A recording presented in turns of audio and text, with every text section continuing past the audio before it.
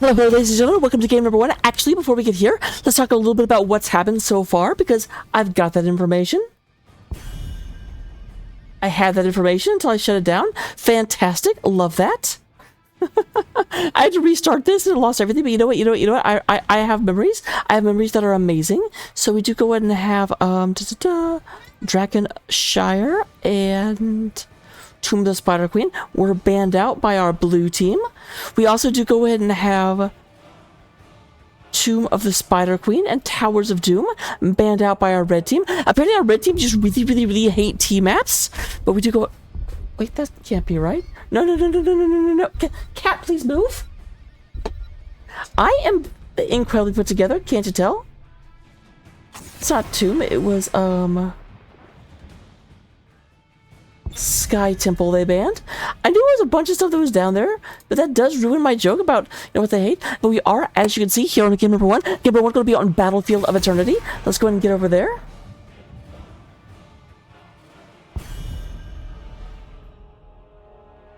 Turn this down just a little bit. So we do go ahead and have coming out here, Blaze being the first ban, or sorry, Rayman being the first ban, Blaze being the second ban. Going ahead and knocking out some of that race comp we got going on. Second ban coming out on the side of Hot Stats is going to be, drum roll please, going to be the Zeratul. Definitely a target ban. Not someone that's particularly scary on this map specifically, but someone who is scary whenever someone on that team plays them. So that's definitely something we can look forward to. We're going to have the Chromie being taken on out of here. Taking on out, gonna take them on out. How is everyone? Let me know if the audio quality is okay. Let me know if I need to change anything. Switch things over to NGS 2, obviously, for this cast, but needless to say,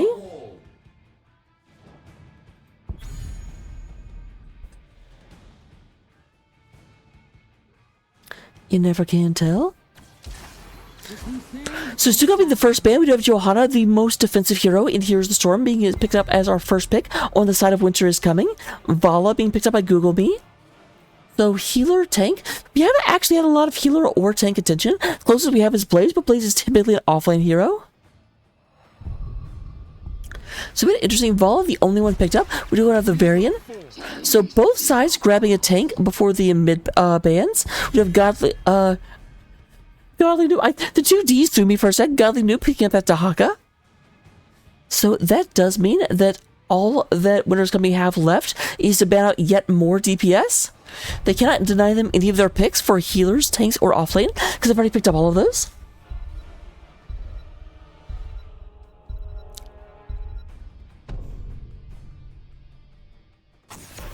Hello, Gucifer. Tyke is being taken out. That maybe we have a... Well, not a Diablo, we've already got Joanna. I can't imagine a Cho'Gall either. Might be a Deathwing. We may have a Deathwing coming with the Tyke is being banned out. Someone with just a lot of chonky hit points. Or it could be a Whoops All Bruisers team, which Tychus would definitely have a lot to do with that.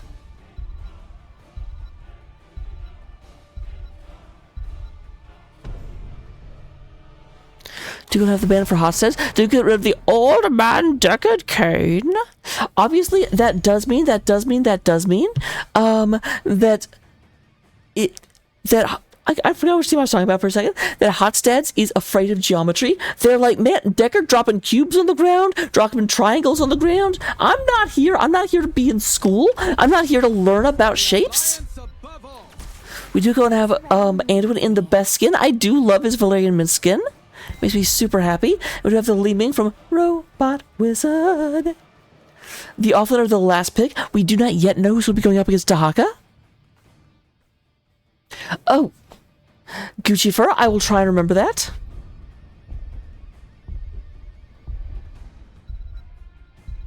I feel like you could do all of the people who talk about you a favor and put like a dash or something to show it's not one word. But alright, Gucci Fur. Lost Fur, we do go ahead, or Lost Fur? Tassadar being picked up by Cuban and then Rainer by Kakarot. The Carrot playing the shooty guy.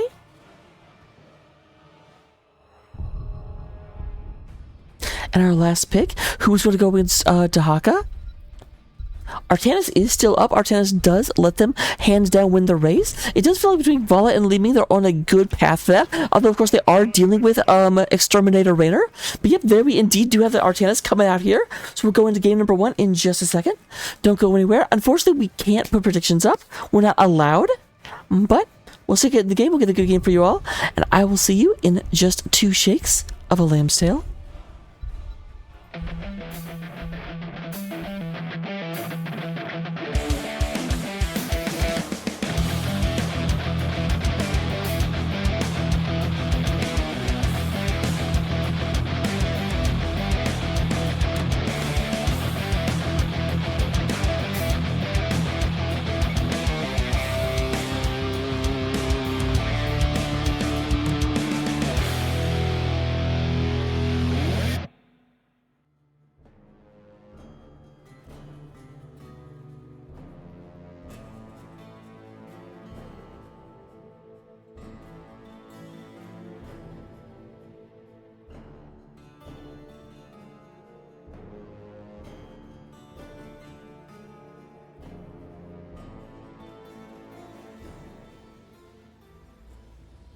Alright, first of all, let me get this off your screen. You don't want to see that.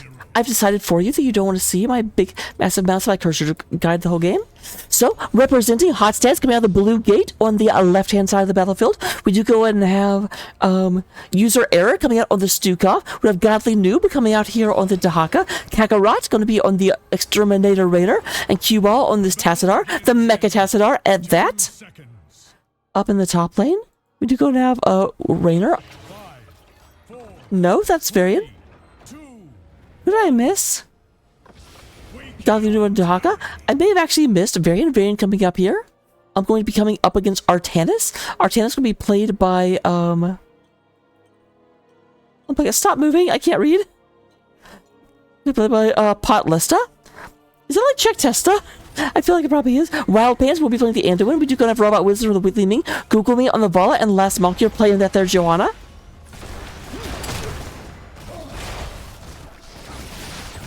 Big engagement going on down here, initially, and first and foremost. Once again, tell me if the gaming sound is too loud. It's a little loud in my ear, but I just turned myself down. But that might mean it is too loud for you, and I can definitely adjust that.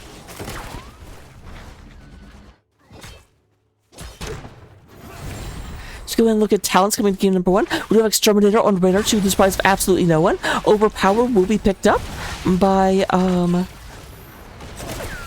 Varian. I don't know why I'm blanking on names. I promise I know this game. We have Low Blow on the Stukov, Enhanced Agility, the Race Car build coming out of Dahaka, and then Static Charge will be on the Tassadar. No stacking quest, except Vala does go for Puncturing Arrow, and we do go ahead and get Vala does take down the Dahaka, but meanwhile, Rainer has snuck up here. He's going to go ahead and secure this camp. Nice and sneaky. But while it's being nice and sneaky, they did take the Dahaka down, so they're going to take bottom camp and have it roughly even in terms of the experience.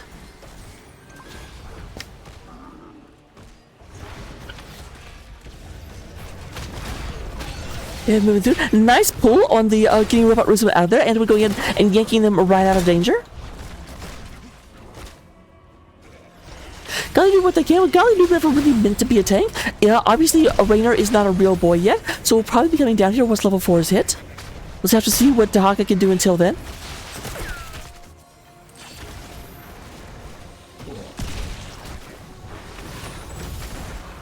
Nice little orb coming in on Robot Wizard. They do go and get that. Godly Noob almost gets Wild Pants. That tongue came within a few inches of Anduin's thigh. I was watching a different kind of movie for a second there.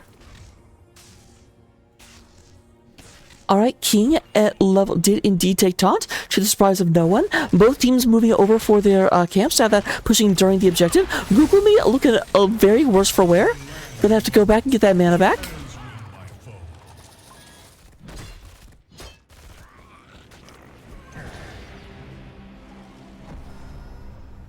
And that's the question, will the teams choose to race or to fight?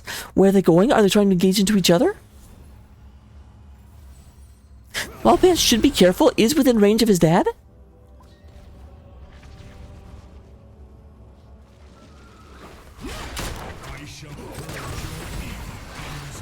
There's the talk about Li Ming. A wall comes down, and that's going to be a dead Li Ming. First blood does no, actually, first blood actually went to Winter's Coming when they got that Dahaka kill. But first blood leading into the objective is going to be onto the side of Hot Stats. And immediately Kakarot moves up and says, well, you know what? You've lost your Li Ming. I'm going to go in. There is big old silence coming down, going in and stopping a few people for just a second. With Stukov getting aggressed upon just a little bit. They're trying to hold each other back while Raynor goes ahead and does Raynor things. Another great wall comes down, and that's going to be Artanis. Artanis, goodbye, my friend. Goodbye, my friend.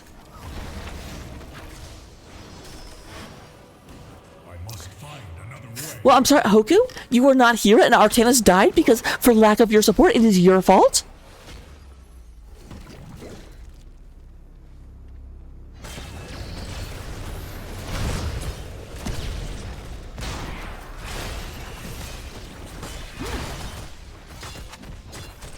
That is going to be the Immortal going down. About a 25%, maybe a 22% shielded Immortal coming out on the side of the blue team as Ilarion goes ahead and moves forward.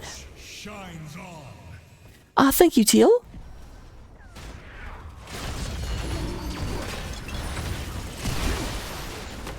Teal, like, the only teams I care about are in E and D, so I have nothing to gain from this game. So we go and have the range mode. It does get knocked out of range mode pretty quickly, but there goes a tower, going for the second tower immediately. Big old Immortal smacks. That's Malkia right in the middle. He's just to be careful. Unstoppable comes out to make sure there's no Dahaka tongue action going on. The Dahaka's not here, so probably didn't have to worry about that too much. There's our wizard catching the Tassadar lightning to the face.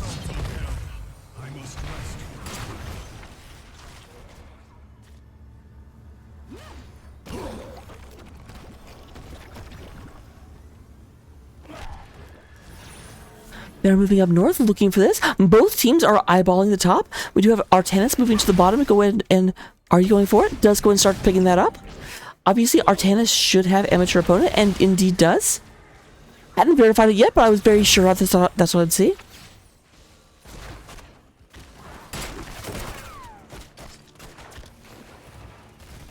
Did someone get that globe? There you go. No, they missed it. Kakarot, run faster.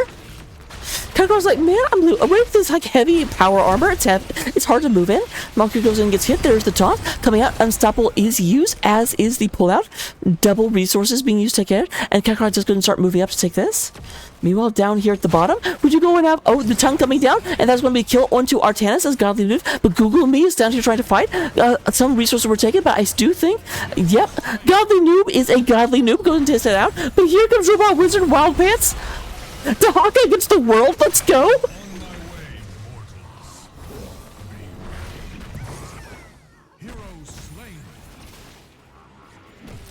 So that is going to be top and bottom being taken by Hot Stats. Casual keeps pushing through both of them. The Immortals do come up in about 15 seconds, which is roughly about the same time as the Bruiser Camp is coming up.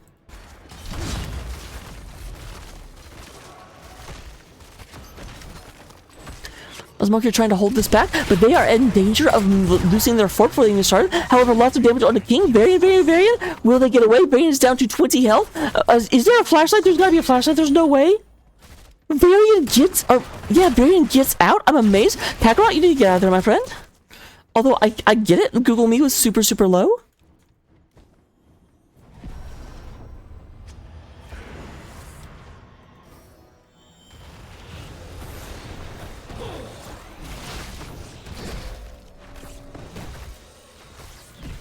We do go and have this going through. Kakarot comes through.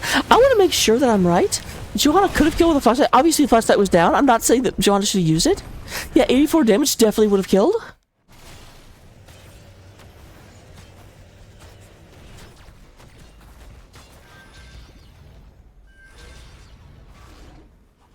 Both teams go and pick that up, but obviously blue is winning, and here comes Raynor. I like that they took that and then they triggered the halftime. Oh, actually, no, I don't like that. Never mind. I hate that.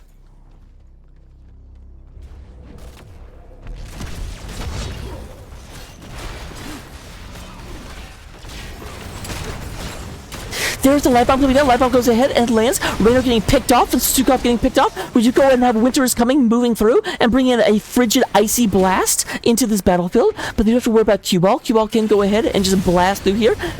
Tickle this down. I do not know if Li Ming and Google Me will be able to keep this. He can going in there, going extra damage. Godly Noob is jumping through. There's Pot Lesta.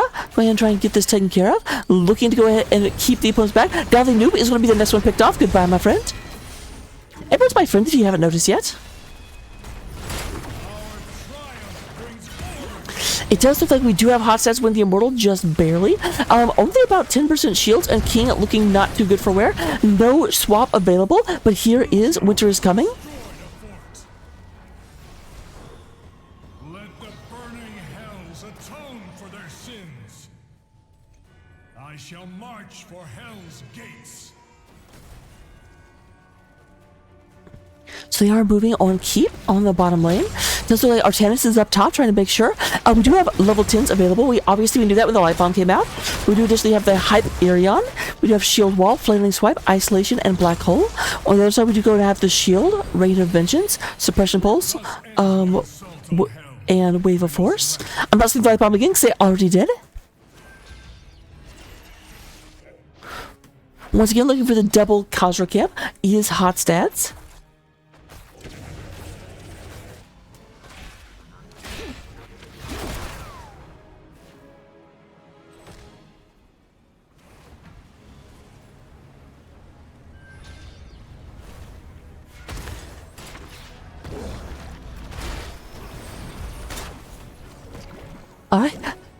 Really do tried to go in there and catch someone on the return, but nothing doing.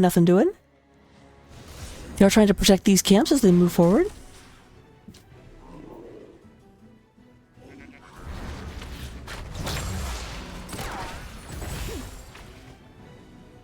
This camp does come up in about a minute. Very nice defensive play coming out. Right now, it does look like hot stats, which is trying to move back and forth between the two lanes, looking for experience that can pick up some which way it where.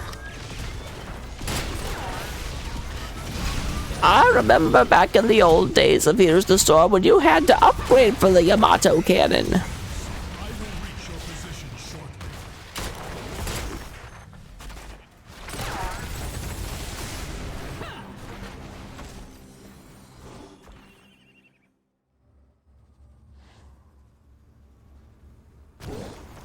Alright, we're out 41 seconds. We'll spawn 30 seconds before the camps do.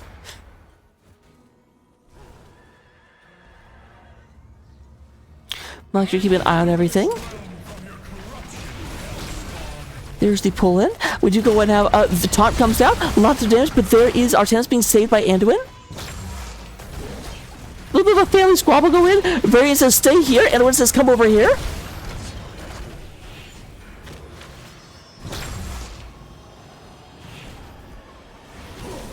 I feel like that's when your dad grounds you and your cool uncle is like, you're not grounded. I'll talk to him.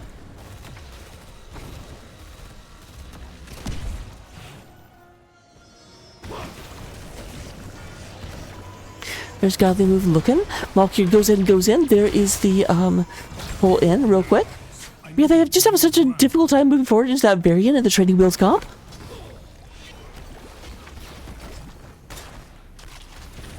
Oh, there's the tongue coming out. Gets on the Hierarch. The silence comes down. There is, no buttons available for Pot Lesta. This Stukov is oppressive, just continuously silence on silence on silence, not letting anything get done, and they are whittling away at this.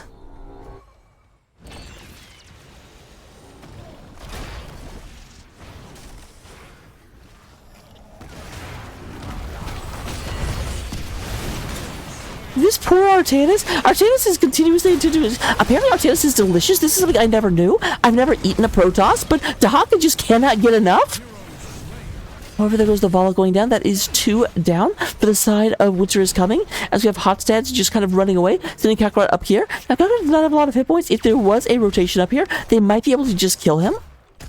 But it's going to be hard to rotate when they're actively hunted down.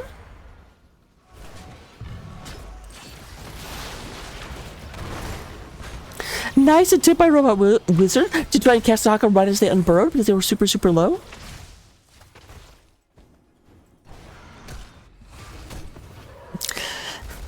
I just love how like what kind of person Raider is. It's like you have these immortal angels and demons here to commence war. What will you do? I'm gonna shoot them.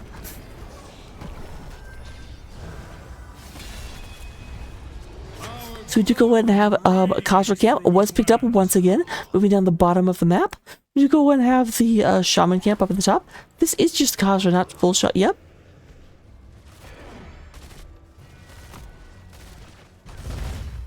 The wickedness of hell dwindles before me. I will bring down the gates of hell. I went up top, except for Artanis. Artanis trying to catch up with the experience lead that Hotsteads has right now. Hotsteads up 16 to 14. That is the 8% health advantage and 8% ability damage. Oh, but there's a sneaky Dahaka coming down here and getting more of that delicious Artanis. I'm starting to see why Hoku likes Artanis so much. Dahaka's convinced me. That's actually a keep, but good attempt. Thus ends my assault on hell. I must rest for a time. Man, Dahaka has no chill. That is the second time that's... it wasn't really a solo kill, but like I felt like the team was still rotating and then Johanna's just gone. Has destroyed a fort.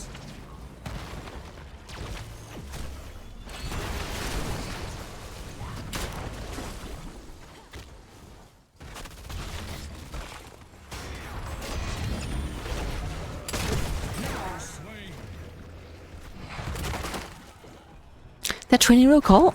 I know I keep saying it, but it's just impressive. There's not a whole lot you can do with that. But it does feel like the problem with training wheels is that what they're running to right now, they've gotten several kills, but they just don't actually have the siege pressure without the objective to end. They're just like, we're gonna get out of here. Like, we can't fight under core.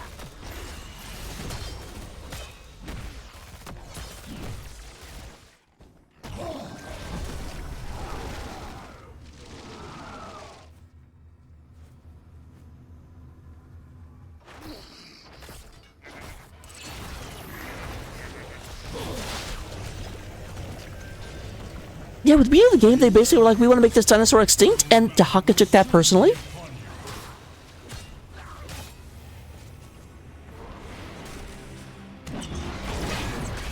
Alright, Swap unfortunately does not connect.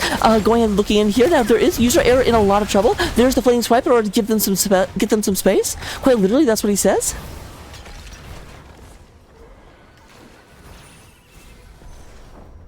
Red Team's core is under attack. You and all your servants in hell. Someone's gonna have to go back and deal with this. They put a lot of pressure, but there's the taunt coming out. Super big damage to the last Malkir. There is the shield, and we have Varian being the first one to go down. Malkir does barely survive. Dahaka very, very low. Does miss with the tongue, but there's a silence. Google Me not having a lot of health. Malkir out of here. Google Me out of here. There's a big heal, but Leeming picks off the Raider, and this is exactly what you need if you want a winner's coming victory, because they suddenly have a 5v3 fight. Joanna did go back in order to deal with this and make sure that the core does not take any real damage.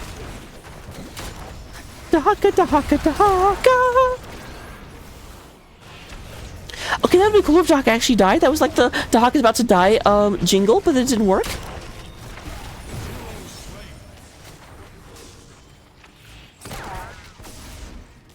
Never mind, totally worked. I called it. And with that being taken care of, we do go ahead and have halftime being triggered by Wiinter is Coming. User error once again has to go in, but here's Robot Williams coming inside. Tessar does get that, but oh, will Walla get this? The answer is no. We do go ahead and have Stukov heals themselves, but Tessar not so lucky. This is just a game where Protoss are getting picked on. I'm sorry, StarCraft fans, but if you're looking at this, what I'm seeing is that the overpowered races in StarCraft are the Terrans and the Zergs. Stukov coming in hot, Dahaka doing really well, Raynor going ahead and just all but soloing these guys sometimes.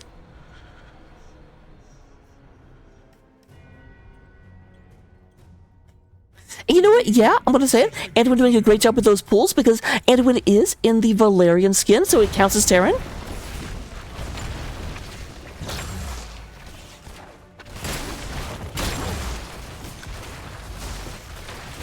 But with that being taken care of, we go ahead and have this moving forward, trying to go ahead and knock this down.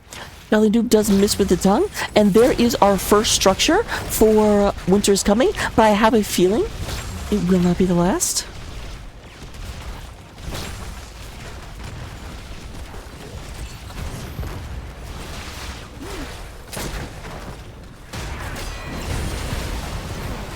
Bala does go down. That is a counter kill, and there's the big blind coming from Artanis. Artanis goes ahead and just means that you can't get a whole lot done. There's the stun as Artanis does go down.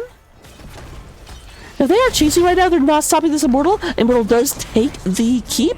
So that means the entire top lane, there's no structures remaining for either team. Robot Wizard looking at Godly Noob.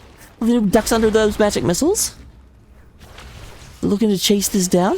Their opponents are down, and Robot Wizard will go down. We do have Anduin not quite be able to pick that up. Here is Varian looking for his son. Red team's core is under attack. The demon has fallen, but he will rise again in time. Here's Dahaka. Dahaka goes down. Does miss with the. Unfortunately, this is just Anduin and Johanna, not the damage powerhouses you might want. They're moving in here, trying to hit the core. Les Mercury's doing everything that they can. Can I call him Omega Malkier? I kind of want to. There is lots of damage. They have 50%, but that might be enough. 30% looking down. There is one last blast of the Yobana. No. Not quite come out. Down to 10% as the last member of Hot Stats go down, and immediately there is a move to the other side of the map. They have 35 seconds to get this core before anyone comes back. Oh, except for Varian. Or sorry, except for Raynor. Raynor does have execute orders. So we'll be back very, very quickly. Now keep it. Yeah, someone else to say here there is catapult pressure coming in. Robot Wizard will get that taken care of.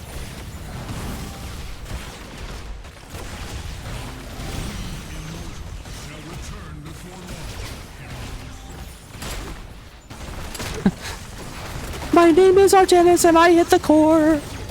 Oh, but we do have Raynor actually gets the ball down. Super low though. Raynor going to be taken out. But again, that execute order means he will be up before too terribly long. We're down to 30%. I do not know if they can save this. Artanis is just Wing that core, going ahead and just swiping. And game number 1 does in fact go to Winter is Coming.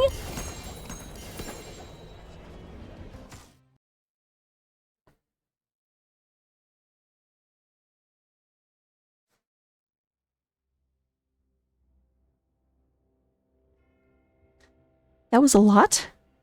Why not camera? Why am I tiny?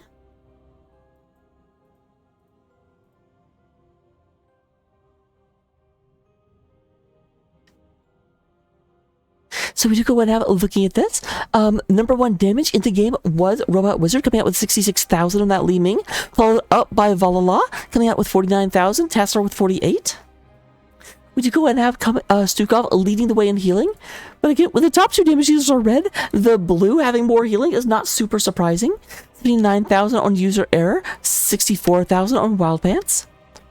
We do go and have Les Malkier coming out on the 16,000 in terms of the side soak, beating out the Tassadar.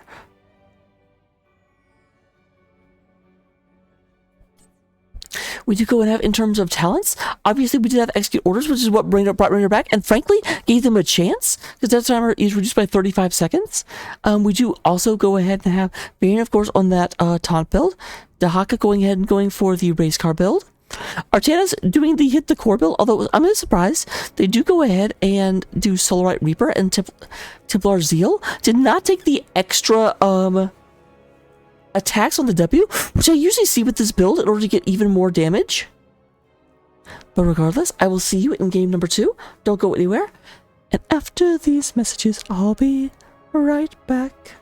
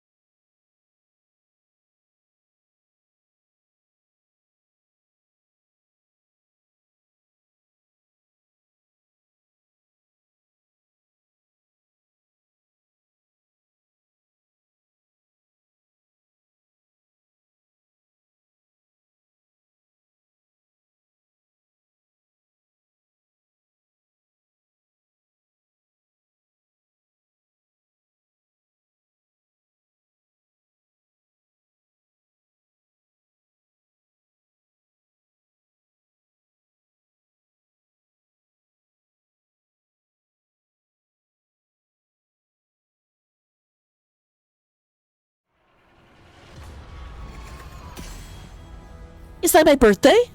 We are here on Barax's Holdout. What I consider the best map in Here's the Storm. I know it's an unpopular opinion. I know a lot of you disagree, but I'm an offlaner, and this is the map where I get to shine.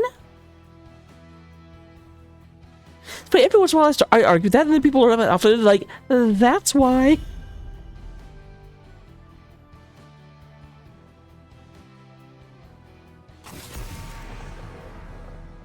So we're going to have the Zeratul being banned out, first and foremost. Same ban from Hotstad. I'm not going to be surprised if we have almost the exact same bans, because I would not be surprised if Hotstads are like, no, we had that.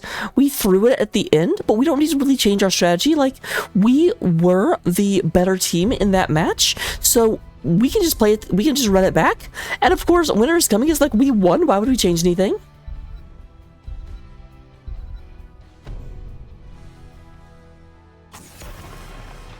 So yep, we have Blaze again. I'm trying to remember now. I feel like there was a Deckard ban. And what was the other ban? Was it a... It wasn't Vala. It wasn't DPS though. Greymane. Okay, it was Greymane.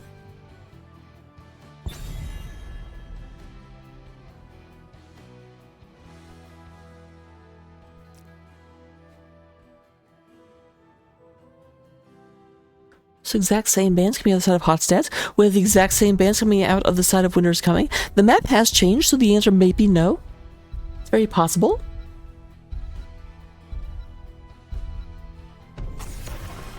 No, we do have Chromie. It was Chromie. I think Deckard was the second ban phase that got taken out. That got taken out. Stukov once again, being played by user error. Sorry? I heard a crash. I'm like, Cats, what did you just break? The eternal issue from a cat mom is, Cats, what did you just break? We have Deckard being banned by Wild Pants. Not going to be on the Anduin this time. Deckard was banned out against them, as we've talked about several times.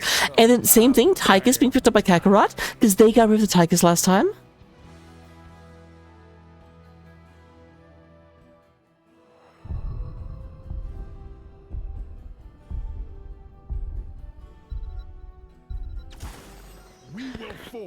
And there's the Varian. Mark, you're getting the game. Marker's the captain's computer. I'm typing in chat while my team drafts.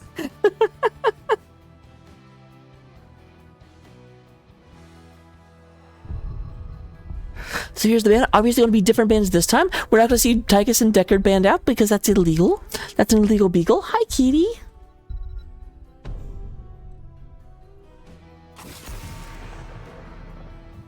What did you break? You broke something, I heard it. Now that's surprising.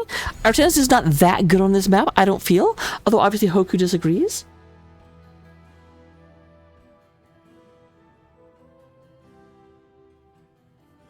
Opera, say hi. It's a perfect day. Hi.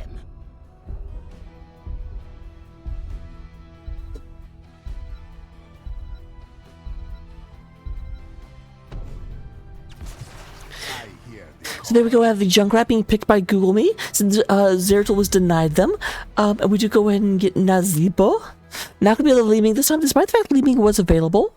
Going to go ahead and go with the... I'm a bit surprised, Nazeebo is very much a late game hero, and Braxis is very much not a late game map. It's probably the fastest map we have in the pool. Da-da-da-da-da.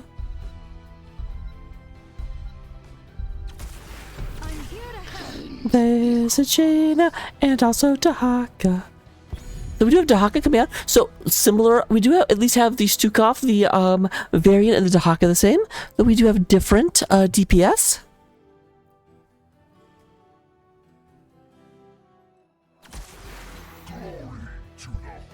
So we Thrall versus Dahaka in the offlane. No one taking my favorite hero on this map. I'm offended. I is offend.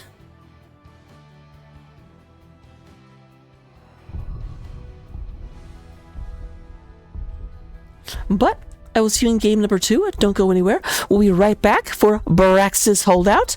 Hot Stats versus Winter is Coming. This is a best of 3. I'm hoping for a victory from Hotstats because I just want us to keep evening the score. I want a full 5-game series. I only get 1 cast this week, dang it.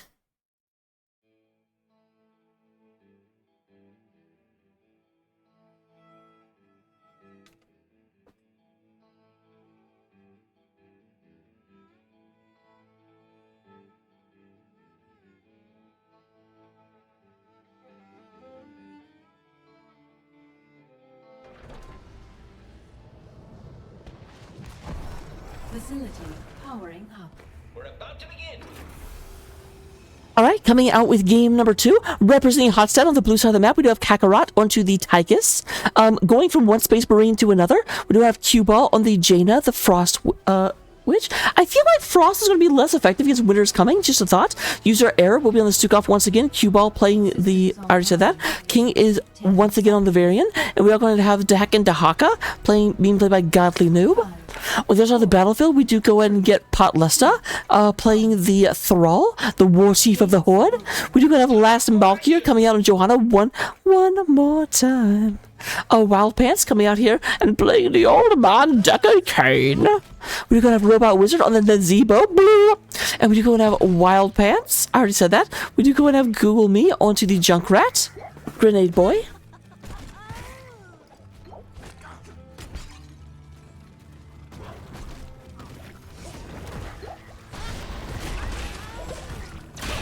Very fast potions out here on the side of Winter is coming. Making sure they can go ahead and fight into this.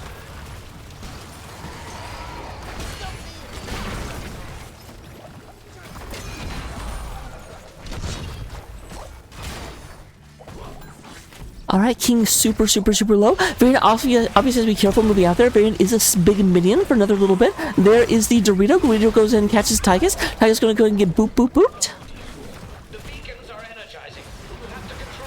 We have the beacons coming up, and Varian's still a long way from personhood. We also do have Dahaka. Dahaka had to move back, was not able to move into Pot Lesta aggressively.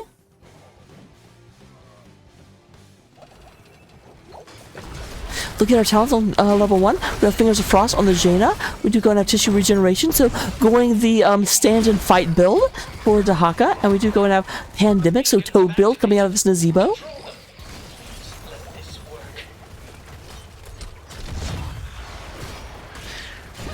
Alright, Winter's coming to get the early channel. Neither side will be able to move in there, not without Varian being a real person.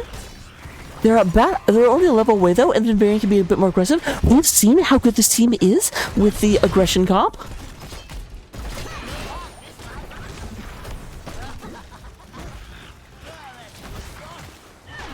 But it looks like we're going to have a super early Zerg wave coming out here. Google Me super low. Just going to have to move out of danger. Let's get dangerous.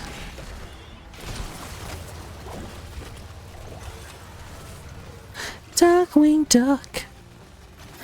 Dahaka did actually get this away from Thrall up top. There's the battle. Godly Noob does miss with the tongue. I do think that Godly Noob is not going to be able to take this. There is the Burrow. Burrow getting out of that, but Godly Noob having to do full withdrawal. However, here at the bottom, we do have level 4 now. Level 4 is obtained on the side of Hot Stats, and that means Varian can go ahead, getting right into the area. A big taunt comes in, and there is first kill. Once Varian is able to taunt, immediately we start having all of the Winter starts going. Get it? That's a joke.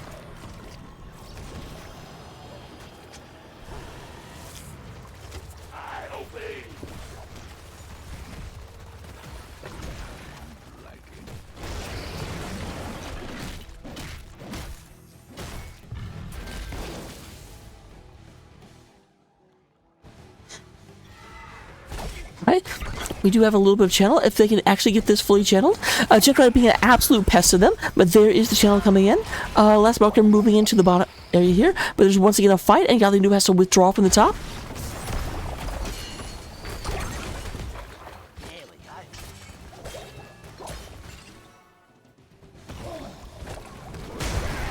There's the chunk number 2, but I'm not sure there's anyone nearby enough to actually get this. We do have Kakarot moving in here. Tychus does not have a lot of great targets. May have been a smidge of a mistake. King goes ahead and moves back. Super, super low, down to 80 health. But I do think King will either Google me trying to get in there, but will not be able to do so.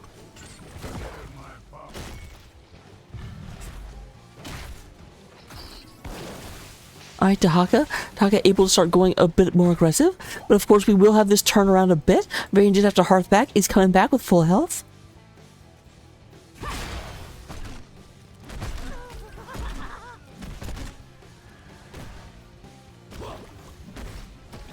Here comes Varian, there comes Varian, right down Varian way. Malk, you're getting taunted? Not talented. Malk, you're getting talented? Oh, and King TS takes so much damage. They're definitely just waiting and bursting.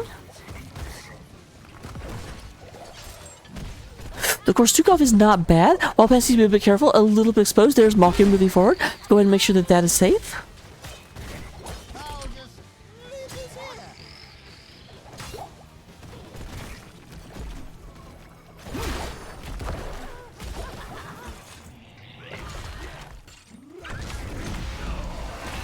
Malkir steps forward. A lot of damage onto user error. They're starting to look at this healer, trying to get them into flank. But King moves down in order to make sure that is safe. There's the unstoppable. Undefeated. Hot comes down. There's the boop, and Malkir's got all dressed up with nowhere to go. But Cubot as well, going to be super low, having to move through the backline. But Malkir does go down, and that is for a momentary channel. However, up top, Dahaka did have to burrow down. Does not have the health to really move to this. However, is going to be able to heal back up, and this may be Dahaka getting advantage. A great body block, not letting. There is Potlessa going ahead. Dahaka was trying to keep them off of the point.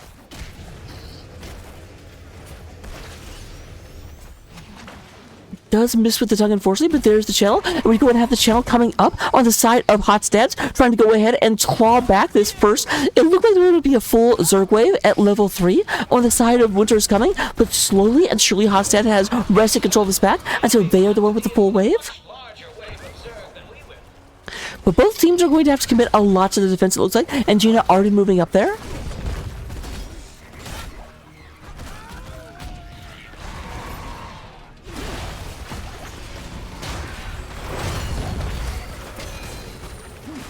Ixans comes down. Malkir is able to get off of it and go ahead and use their Iron Shield. Iron Skin, there it is, Iron Skin. Like, Iron Shield just feels wrong in my ears. I don't think that's what it's called.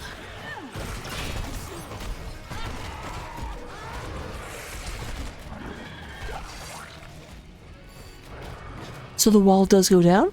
Do have the rotation up. Up top, much more successful defense because it was a little smaller. Jaina going in and just clearing this out. Does not actually lose anything. A little bit of damage to the wall, but that was about it.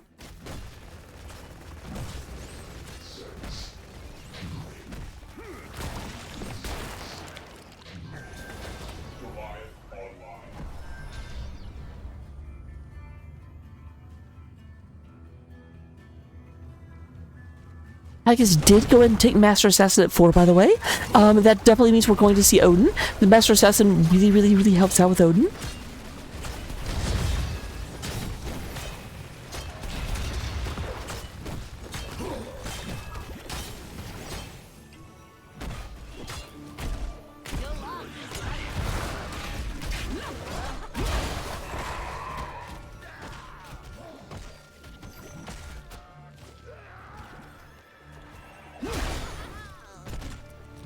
Look how consistently trying to hide in this bush, and he gets scouted every time. RTF, he gets scouted every time. There's the taunt coming through. Big old Ring of Frost. Ring of Frost comes down. There goes the Nazebo. Malkir has nowhere he can go. He's stuck. Wild Pants being the next target. King looking for it right now, but there comes the Odin coming down. We do go ahead and have Master Assassin up to 5 stacks. Keep in mind they did change it, so the Master Assassin, you do go ahead and get the 10% attack speed as soon as you take the quest.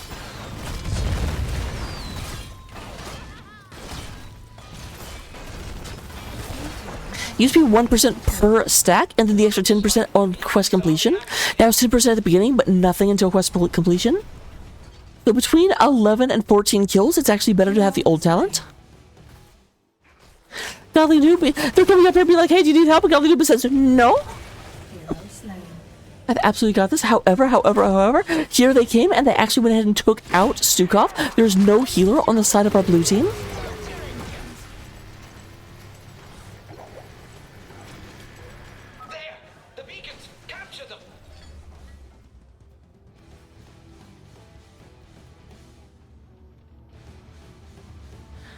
some indecision.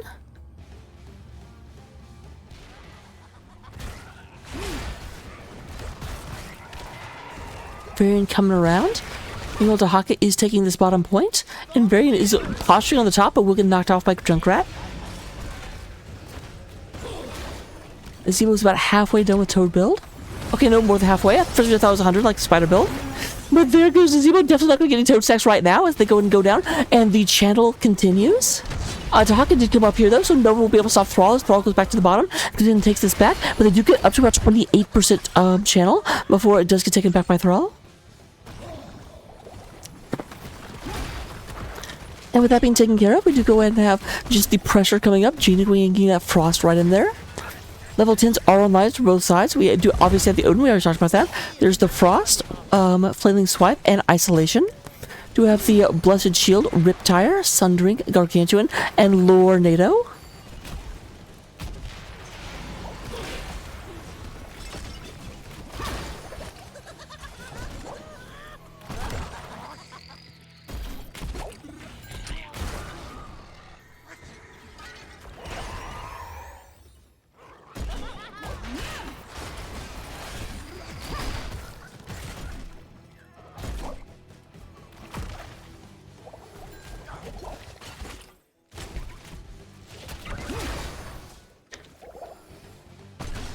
He's up to about 44%. We are up to 90% on the blue channel. We're about to have that in once again. There's the Riptire coming through. Goes ahead and gets user error and also King. King a little bit low. There was the ring that came out, but got absolutely nothing, unfortunately. We are fighting over this, and Junkrat does go down. Dahaka comes in for the backside and goes in and gets that picked off. There's a lot of damage. User error going and get his channel back, and we should go ahead and have a full channel as a Blizzard comes down and takes out Nazebo one more time. One more time.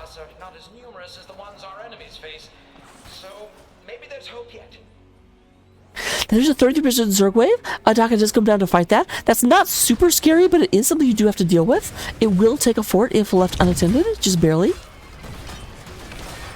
You're up top, you better believe 100% will take down a fort.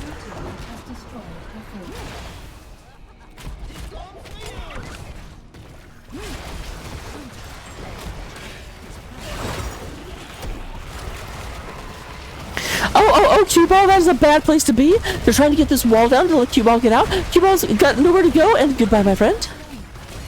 Junkrat absolutely pinballing Q-Ball to a terrible position. He can even fall back as well.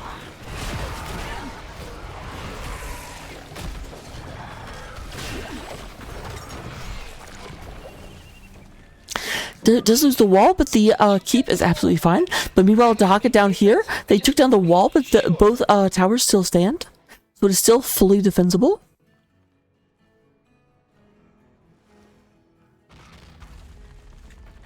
Oh, but here's the thing.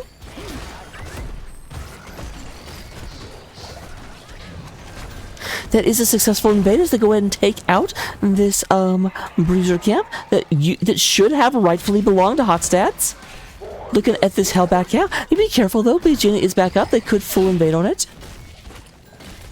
Does not appear they want to just yet. They said we're waiting for 16s. We don't want to take a fight right now.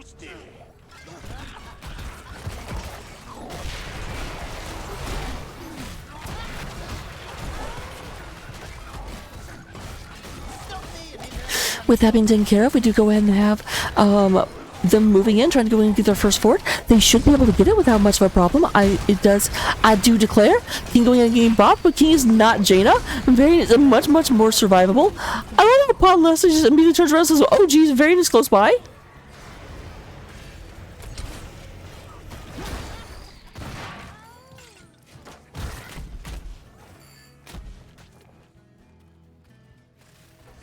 And we have the reversal and say, okay, you took our camps, we're going to take yours. What you going to do about it? The answer is apparently nothing.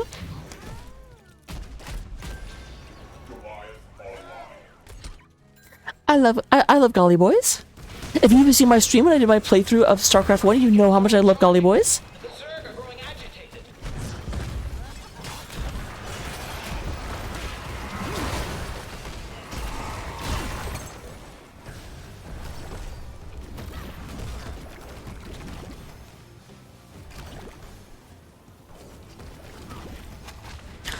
Oh, wow.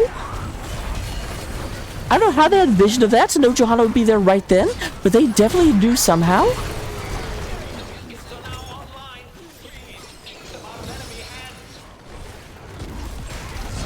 There's the silence coming down, but no taunt available. A big root coming down, but without Johanna, that's going to be nothing doing.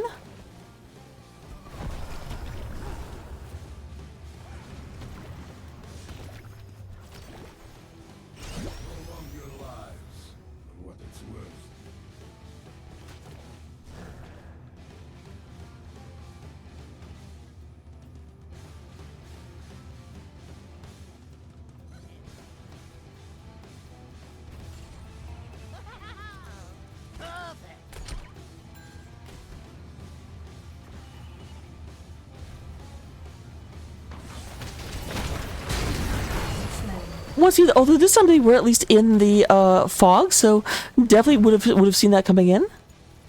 And with that being taken out, with Nazebo going down, they do go in and say, "We've got this." And there comes the boss. I think that's what happened. I think the Winners coming absolutely assumed they were on the boss, and so ran into the bush, and then nope. Bush party, you've been caught up in the bush party.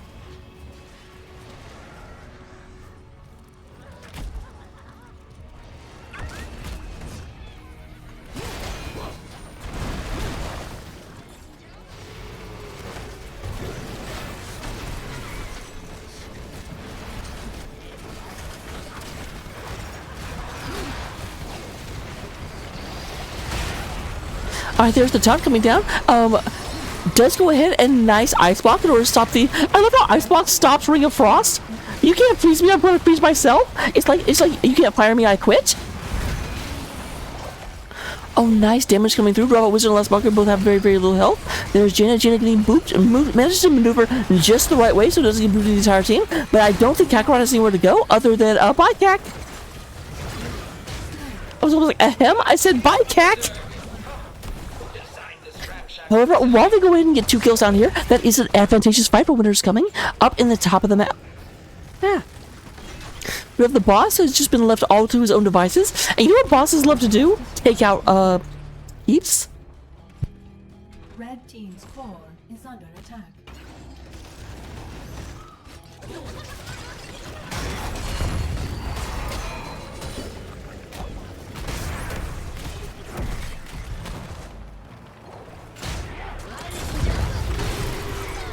Oh my gosh, I can't believe Nazebo survived there. I mean, granted, they did lose both of their DPS, so that was a bit of a, large attempt.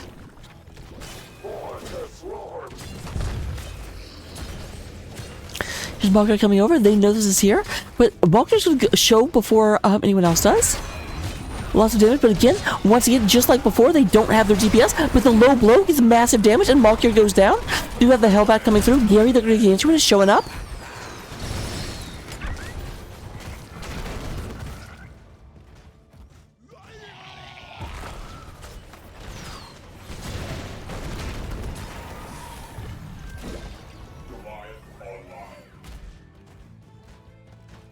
Odin should almost be out of here. Yep, it goes to get 1 blast off right before it goes down.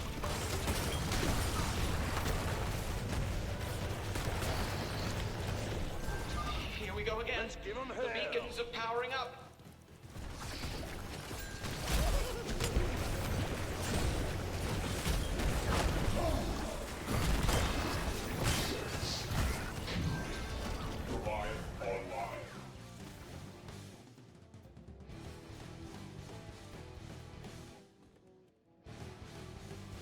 So, the map has been painted blue at this point. I do assume Stukov has low blow. Yep, I thought so. The really wish the damage is going through. I'm like, that's got to be a low blow. Stukov goes in and picks up the top camp. Or the top channel point.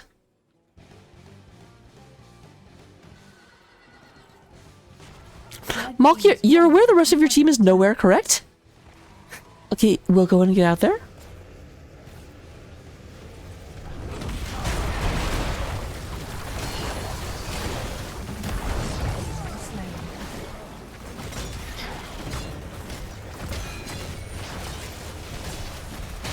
This reminds me of the time I walked into the enemy team.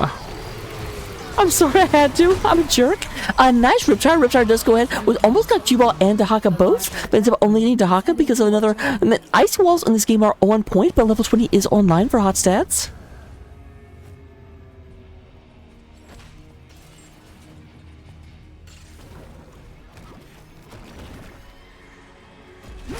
Walker moves out. They do go in and scout that out. They're looking nice, unstoppable. But right as soon as that is over, once again, there comes the low blow.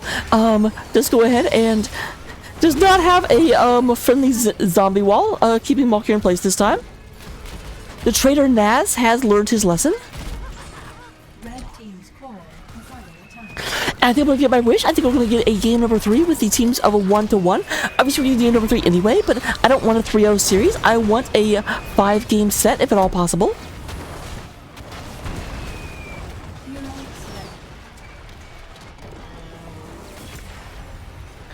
That's going to be Junkrat at the last second, but we do have hot stats winning this Borax's holdout competition here in the C East Coastal Finals. Winner of this goes to the Grand Finals against the winner of C West, which, by the way, we're going to find out tomorrow night at 11 p.m. Eastern, 7 p.m. Pacific. Looking at the stats, we have 17 kills, 2-5. We do go ahead and get, in terms of damage, Robot Wizard doing 65,000 damage over the course. We do go ahead and get Google Me on 62,000, and then Thrall coming out on 48. But Stukov coming in hot with the heals, almost doubling, doing 1.5 times as much healing as Wild Pants. Again, I always say, look at all this damage. Like, there was way more to heal, but still, 96,000 healing over the course of a 20-minute game. 58 coming from Wild Pants. And then we go ahead and get Godly Noob coming out here with 13,000, 11,000 on the Pot Lesta.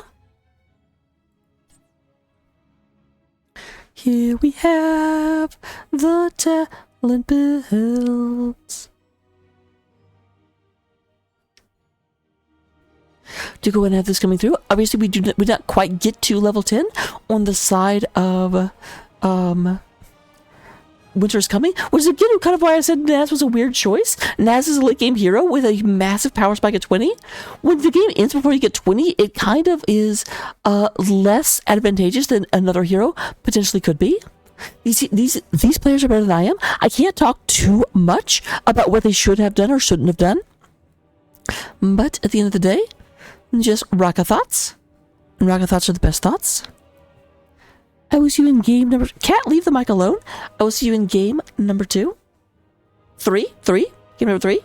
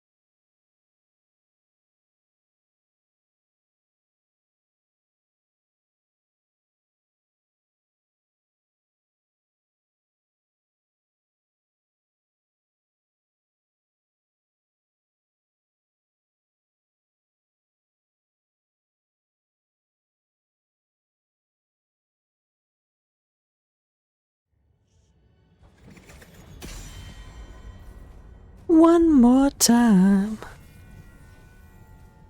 Then my mic became sideways, very sidely. I'm a professional caster. My mic needs to be correct.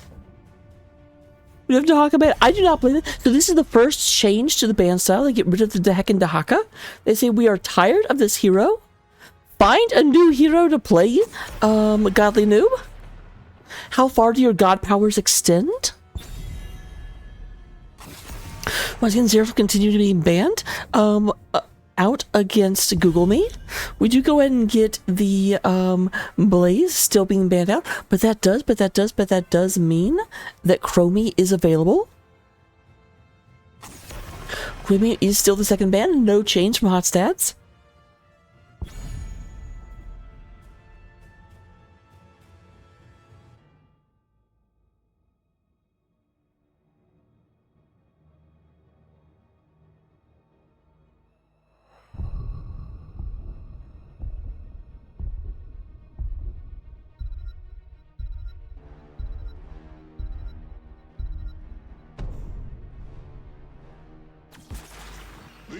First pick is going to be Stukov. Wild Pants taking the Stukov away from user error.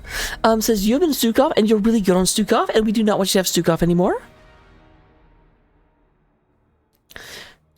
Actually, whenever I see like a Stukov, and I don't know if I'd go for it yet, but I always consider just diving in. Getting a lot of very, very, very mobile heroes. Kakarot does go and go for the Hogger. I kind of suspected that. I'm like, you took away their preferred hero, but we are on Infernal Shrines, and Hogger is super, super good here. Probably should have said something, but interestingly, Kakarot takes the Hogger, not Godly Noob. Godly Noob gonna come in on the Valala. Valala, la la la la.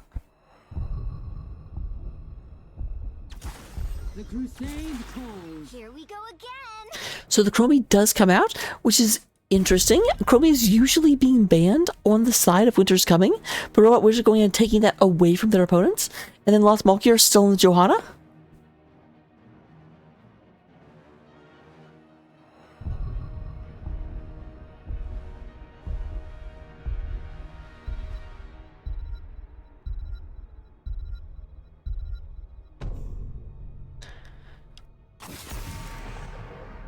Woku, I'm sorry.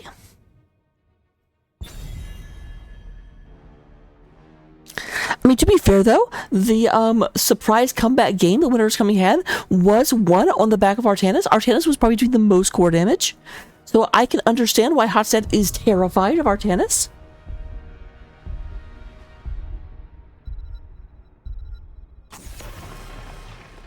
And there's the Mephisto.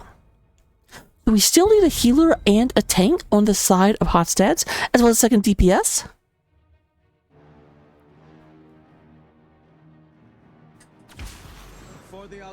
Heal, I'm hoping for that for sure. We have Anduin coming out, and then Mirrodin. So no variant this time. Anduin is all grown up. He doesn't need his dad anymore. Bum ba-dum bum bum bum ba-dum ba-da-ba-da-bum ba-dum bum bum. I have no idea why I have Christmas songs in my head. I blame Born.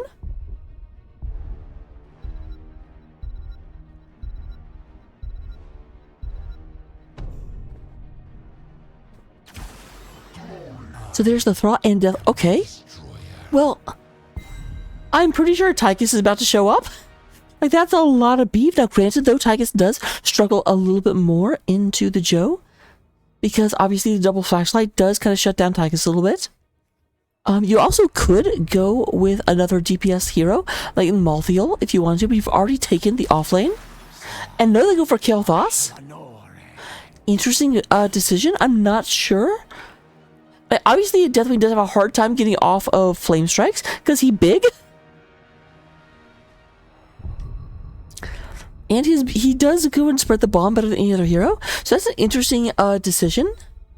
I was almost wondering if they'd go like a fall stat, or even a, because of the still being able to do percent damage pretty early at level 13. But we'll go into the game. See you in just a second. Don't go anywhere. I don't know why I waved to you. I'm not going anywhere. Whoops.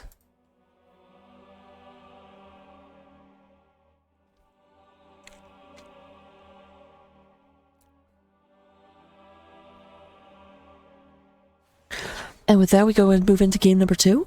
We are going to go ahead and see, once again, representing our higher seeded team, trying to go ahead and close this out. They were just on the cusp of winning game number 1, and they won game number 2, so that they must feel like they are the objectively better team. We'll have to see if they can prove that and continue to move forward. I'm definitely hoping that Winter's Coming comes back and wins, because I won a game 5.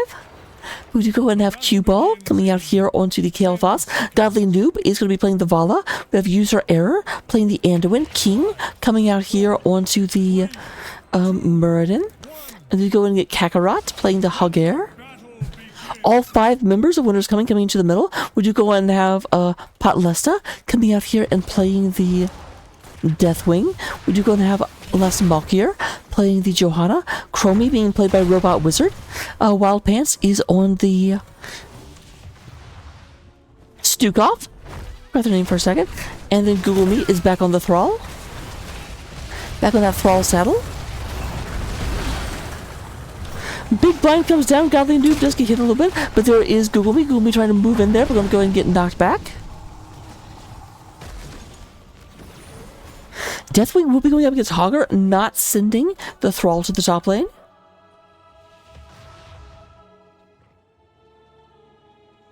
Hogger doing a heckin' double soak though. Red team draws first blood. I'm not sure what Q-Ball is doing right now. Q-Ball took a page out of Lily's handbook, is off for an adventure. That is, of course, first blood for Winter's Coming. I'm sorry I missed it. I was perplexed by Kale Foss.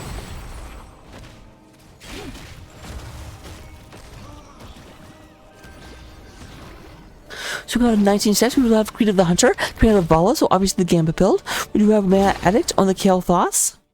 And then we will have Crash Lightning on the Thrall.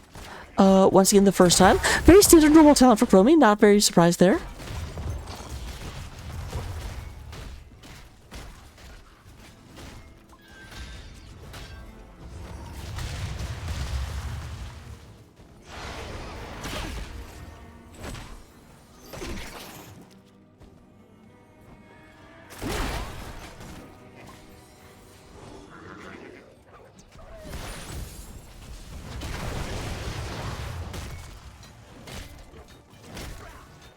You're going to have this camping picked up by Q-Ball and Kakarot.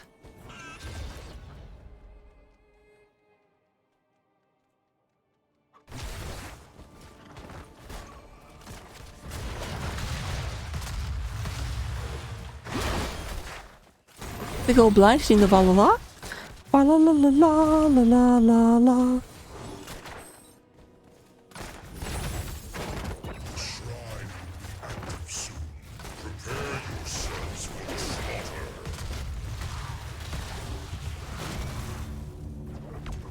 This will be a mid shrine to start us off. It will be an arcane shrine when it comes out. Deathwing trying to go and get this taken care of, but Deathwing is actually not at that good against minions, and they do lose a tower against this push of the Shaman camp.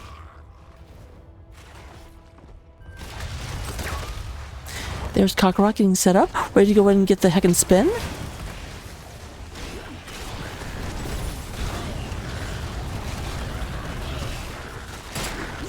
Even Rocky had a god bounce. Going through. So far actually being outclassed. Okay, the god bounce does eventually become ungodly. Really feel like they really missed a opportunity not having Godly Noob play the hero that's looking for the god bounces. There's Google Me in the bottom lane. We do go and have the lead is taken by Winter's Coming. They do get the Johanna, but King very, very low. Obviously, this is Murden, so Murden will heal back up over time, but Murden did not actually take took Dwarf Block at level 1, did not take Third Wind. So we'll take a second to go and heal back up.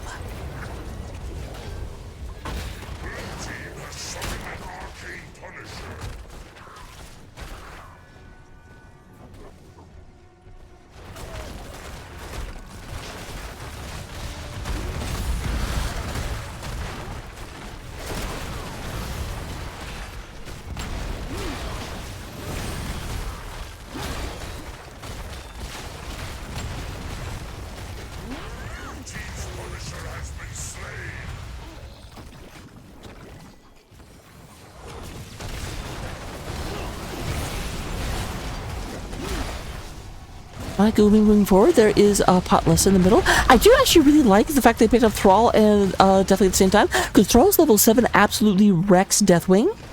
But obviously you don't have to worry about it when you pick them up at the same time. Similar to whenever you take Tychus and Diablo at the same moment.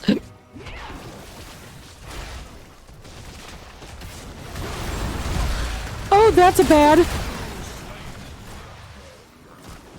They don't have variant for the training wheels comp, but you know what? Kale Thoughts can definitely serve the same purpose. Not as consistently. It's not a point and click ult. You actually do have to hit a skill shot for it, but if you hit it, then you go and stuck for about the same amount of time.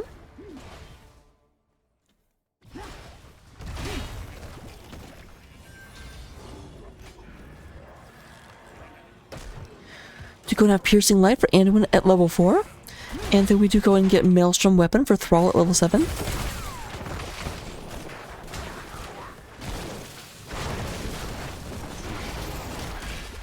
I also was like surprising they didn't take the 15% talent, but at the same time, I think the 15% talent is more for offlaning, and Thrall is not offlaning. Although, as I say that, nobody is offlaning. Kakarot is going absolutely ham, just being like, well, if no one's going to take care of me, I'm going to take care of your whole base. There's like Deathwing's lumbering back up here, be like, I guess I should do something about this.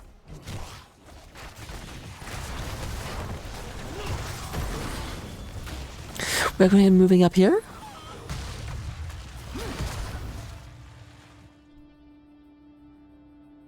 Oh dear. And at the very least I am lagging out. Hopefully I'll come back in just a second. There we go. We have the camp being picked, but it looks like we didn't lose any, miss anything. There weren't any kills that happened while I was momentarily disconnected. Rock has rejoined the game. Fantastic. Love that. We're going ahead and moving up here with Kakarot.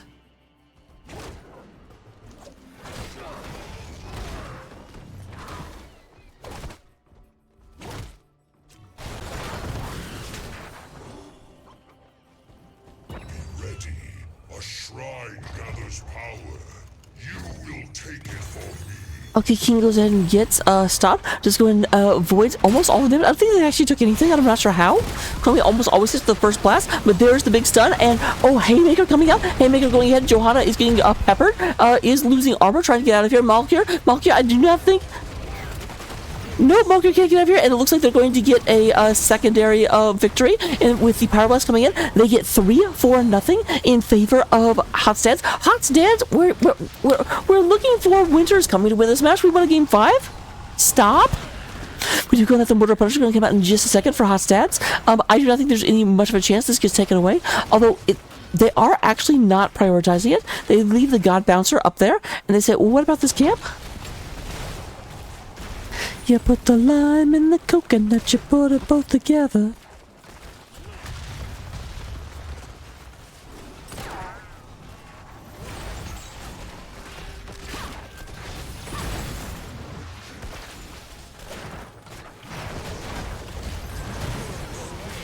They do lose Vol right as the Punisher comes out. That's a great opportunity for Wiinter's coming.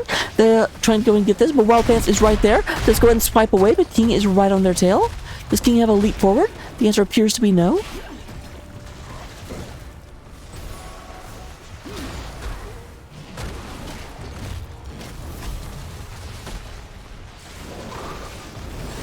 There's Robot Wizard. Robot Wizard in a lot of danger.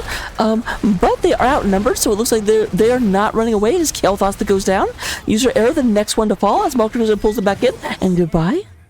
That is a triple kill, a Vengeance triple kill. Never mind, make that a Vengeance. Will King get out? I think King probably survives this. You got Leapies? Yes, I said Leapies.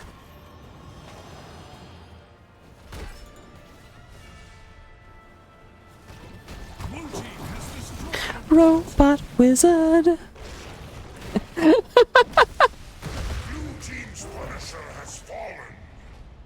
Yeah, I was gonna say, this Punisher just kind of got distracted and wandered around. This Punisher was acting like Kael'thas was at the beginning of the game when I got so confused.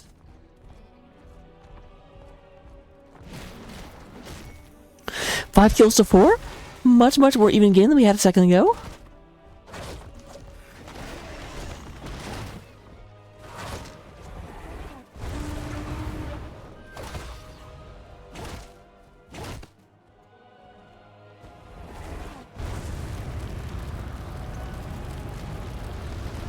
Alright, that definitely looks like extended breath.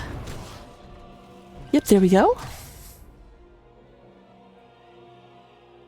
Wicked Inferno. I'm sorry, Wicked Inferno just sounds like a metal song to me. Wicked Inferno.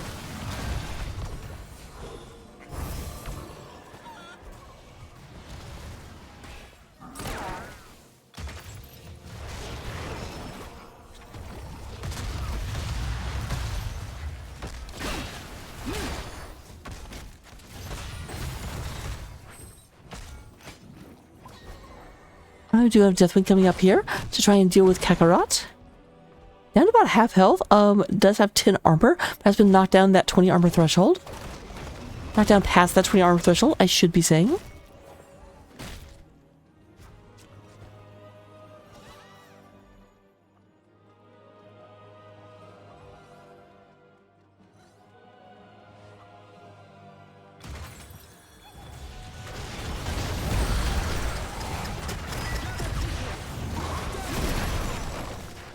Yeah, that I had not actually noticed they took Holy Word Salvation. That is a weird choice into a like, because that team they've got Silence Puddle, they've got Sunder, they've got the pull from Johanna, and they've got Deathwing Stun. So there's a lot. I wonder if that's a misclick. That's a lot of heroes that can shut that down.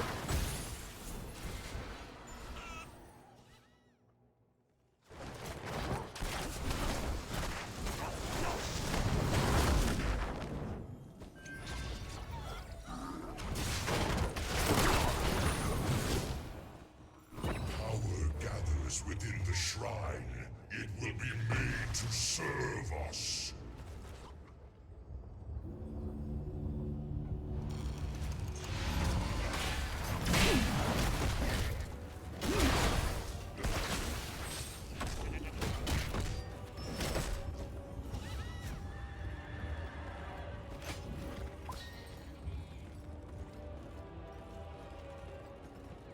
Alright, now moving up top. The shrine is now active. This will, of course, be a Frozen Punisher. That we, because we've already had the other two. That doesn't happen 100% of the time. It happens like 99% of the time. There comes Deathwing right into the entire team. Trying to go ahead and get a little bit of focus fire before they wink back. Doesn't have 40 armor once again.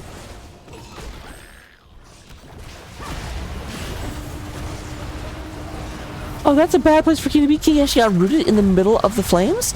Not going to go down just yet. There's Q-Ball. Q-Ball going ahead and trying to fight a dragon.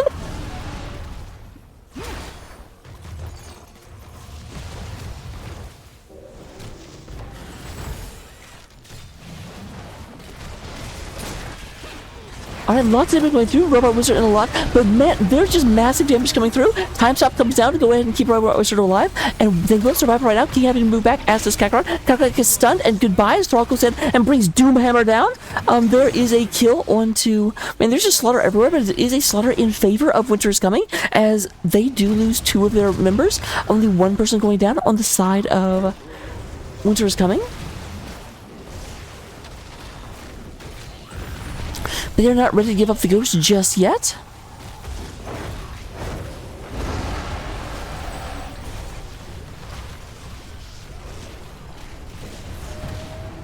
Nothing else they want to. And that's the thing, they can get a lot done, but there's a silence coming through. Lots of damage. Anduin goes and pulls Murden out of the fire. Quite literally in this case.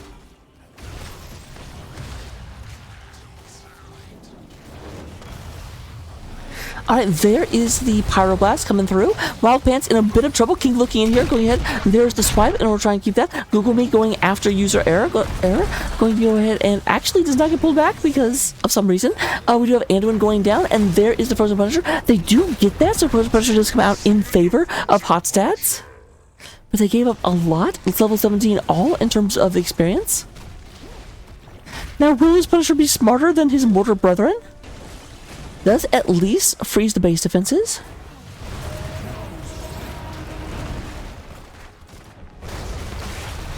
Google me. Taking damage and looking like a tree. Alright, there goes Vala again. How many deaths is that on Vala? How many stacks has she lost? Vala's died 3 times, is down to 10% bonus attack speed. King? Well, okay, my bad. Never mind. That was the right play. So we do actually get a kill onto Thrall from that. Blue team's Punisher has fallen.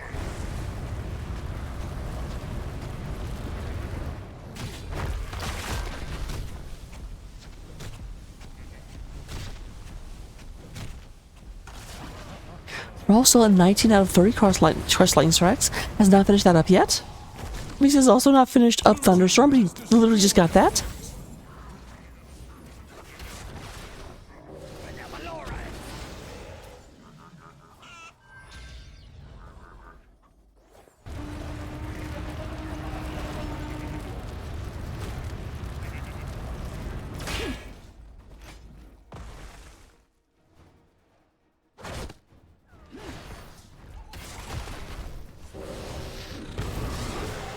Oh my god!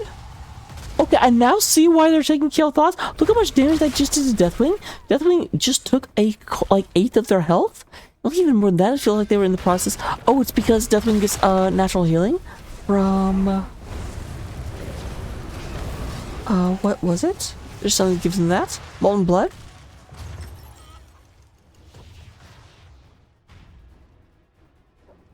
Lots of flame breath talents.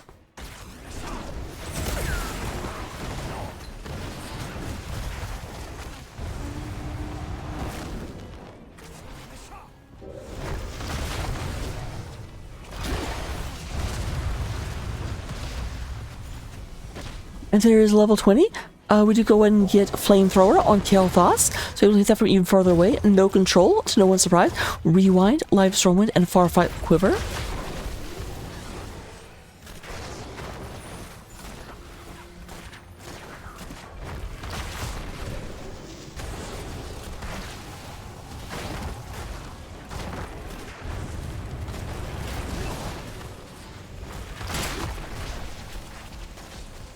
Okay, definitely has now been knocked down.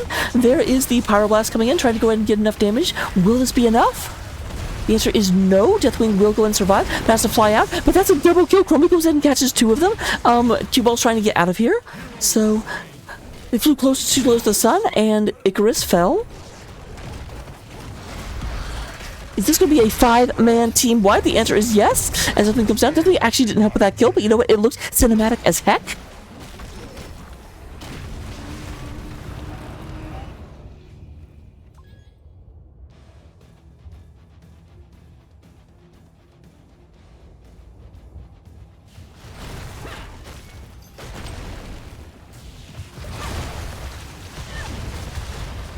I'm going to go ahead and split up. Both teams do have level 20 at this point. Red team has destroyed a fort.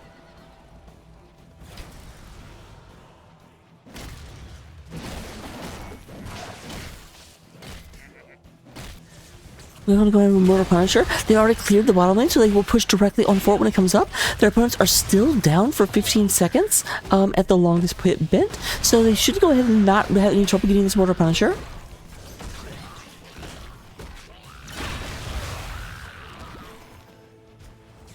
Definitely, I would take the Sky. You don't want to be at like half health. Okay, that's obviously not half health, but you're not healing over time. I say as Deathwing starts healing over time. I actually think that was a globe.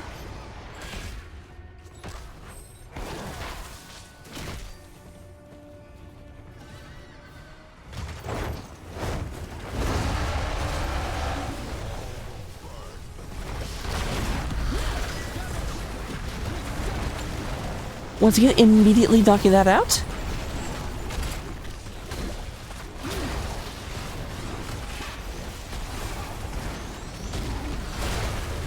Well, the takes a bunch of damage, but King takes even more. King down very, very low from that exploding fire damage coming from the Deathwing. Red team has destroyed a fort. They are pushing on core, but all of the defenders are still up. We do have Q-Balls. Q-Balls goes ahead and gets a nice hit onto Deathwing. Deathwing going ahead and going down. There's the Silence Puddle, and Vala goes down one more time. I think Vala has no bonus attack speed left at this point. Lots of damage going ahead and landing. And this is going to be, as requested, Wiinter's coming, winning game number 3. So now we just need a hot stats win the next game and we get our full 5-game series. I don't care who wins the last game. I just want the game 5.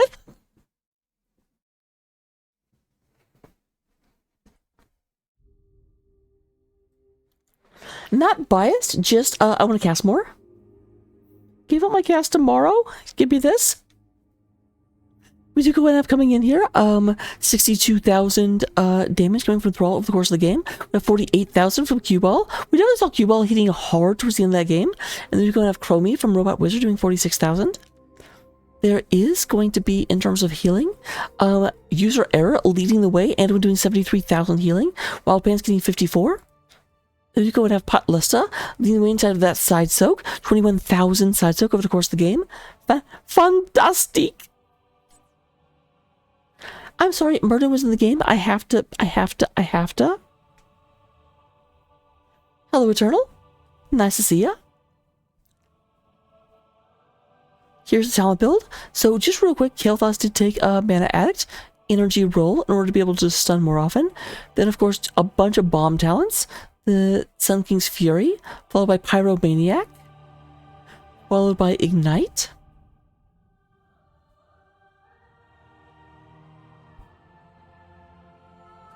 There's Flamethrower coming through, and of course the Pyroblast. But I will see you in game number 4 as we go ahead and try and push for this 5-game series. Go for it, Hot Stats. Don't let us down.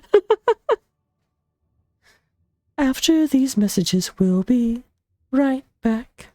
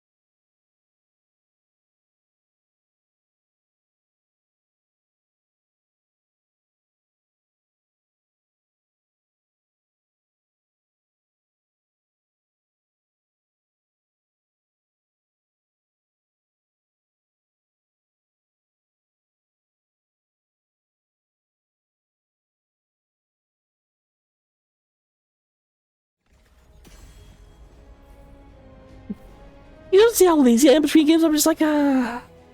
And then as soon as the match starts, I'm like, oh. I have to look professional. Gotta get into it. I'm not so off center.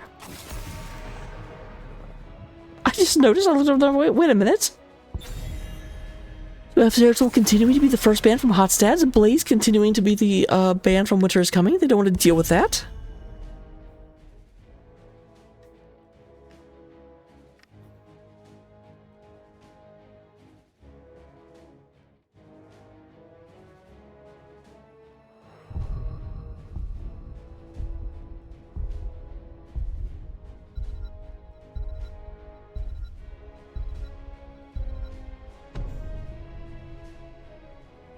Back over here. We do have Greymane being banned out, no surprise. Hotstad still haven't actually adjusted their bans a single time. I'm a little bit concerned because game number 1, it felt like Winter is Coming kind of like clawed a victory that they may not have necessarily deserved. But game number 3, Winter is Coming won? Like, that wasn't any like swingy comeback. That was Winter is Coming outplayed their opponents. So if Hotstad does not adjust, I fear we may not get a game 5. Will fight to my last breath. User error on the Stukov. That might be enough to change it. And King actually, so we do go and have, oh, interesting. Potlasta takes that. Osmoker's in the game, but does not take Johanna. And King takes Johanna away from them. And then Cue Ball on the Mephisto. Okay. All the guns we've been denied are coming out blazing. Can you tell I'm not a gun person?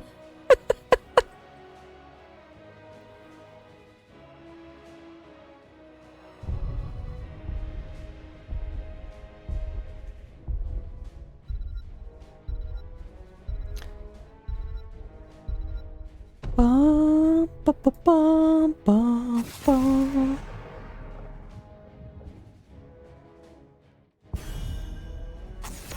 I think we're going to have Tychus being banned out, as is the Anubarak.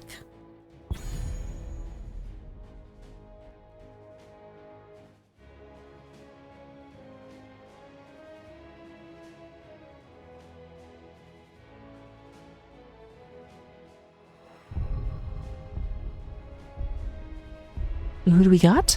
We do not yet have a healer on the side of Hot Stads, and we don't yet have an offlaner or any DPS on the side of Winter is Coming. Want to see the Gazebo, though at least this is a longer map, so I think the Gazebo has time to come online. And we have a last mark here on the Stotches.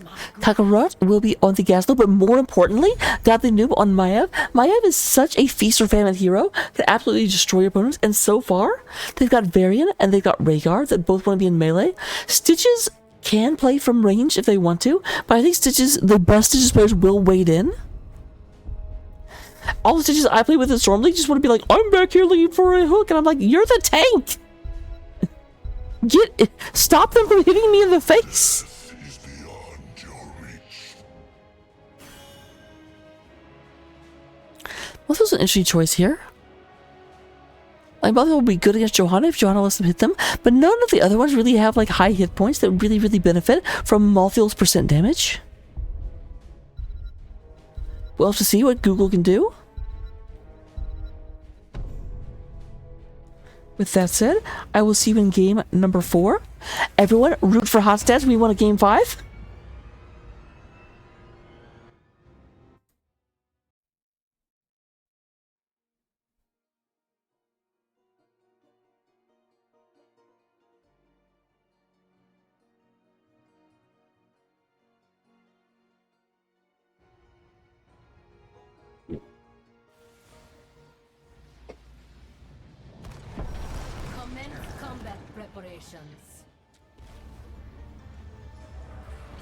Alright, coming out in game number 4, we do go and have Hot Stats once again, coming from the left side of the battlefield. You'll see that in game 5 as well.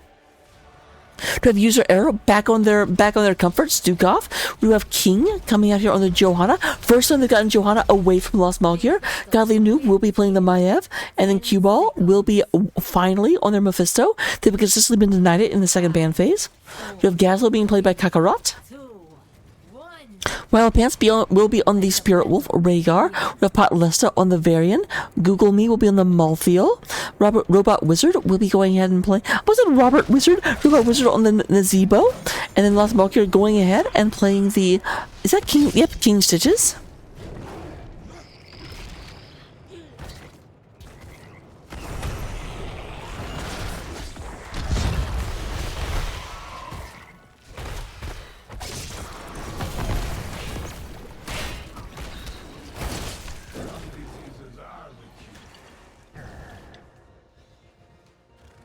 Moving up here, looking for Varian for just a second. Offlaners dueling with the bottom lane.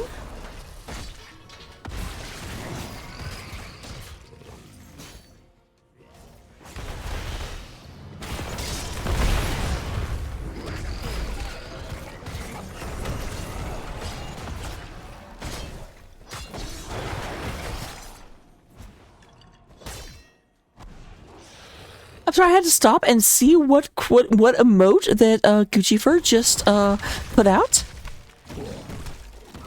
Normally I wouldn't even comment on that, but I wanted to prove that I still knew how to say their name.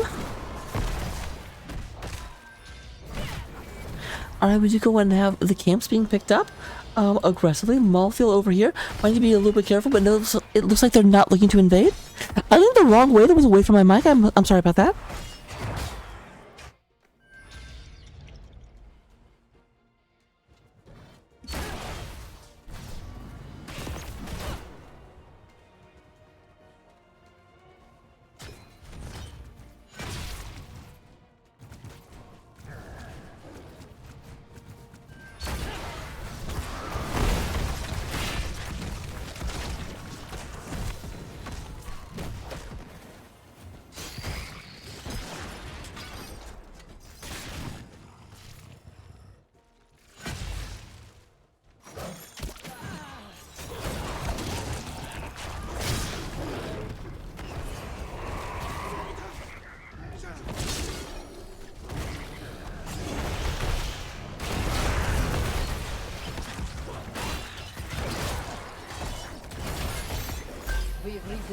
Alright, both teams kind of brawling right now. Neither team really getting an advantage over the other just yet. We do go ahead and have Punish being picked at level 4 for... Or Subdue being picked at level 4 for Johanna. For use on her Punish.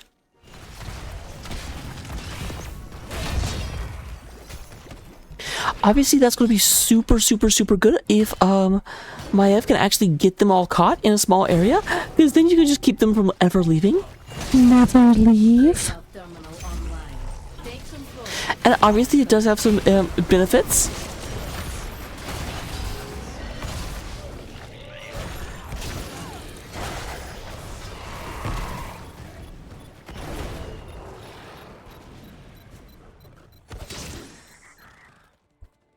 Kelly Moob steps in here, all 5 members. Now this is surprising. Usually I don't see teams really fight for that point until level 7. And level 7 is just now being picked up by Wiinter is Coming. Although it does look like Hot Stats actually... I said that, but Hot Stats somehow beat them to level 7. Even though it absolutely did not look like that would be happening.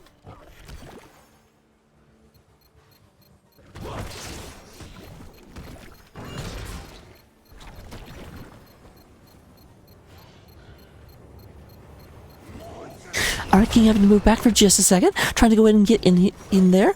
Right now, they're up to 70%. Oh, and there is Godly Noob. Does get zoned out by the zombie wall. Trying to go ahead and Google Me looking in that. But I don't know. Are they just giving... I think they are. Because we just see Mephisto going up to the top lane. And they just say, you know what? You can have this Punisher. I hope you choke on it.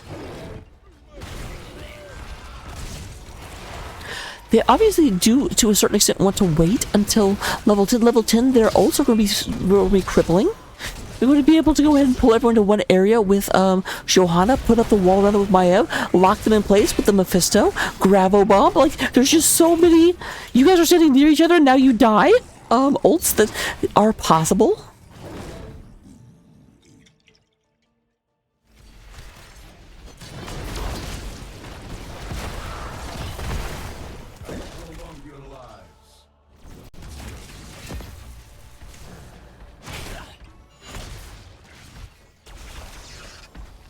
Still have 15 seconds on the Protector.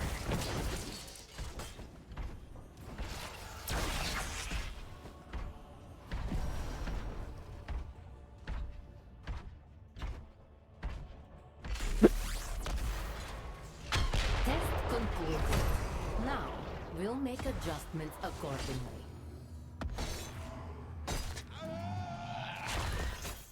Both teams currently kind of moving the pistol. So, as much as I'm saying, like, I won a game 5, I'm also just like, this is game 4. Like, this is the 4th game in a row.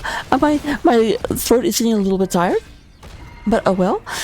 We're going to be here for the duration, I promise.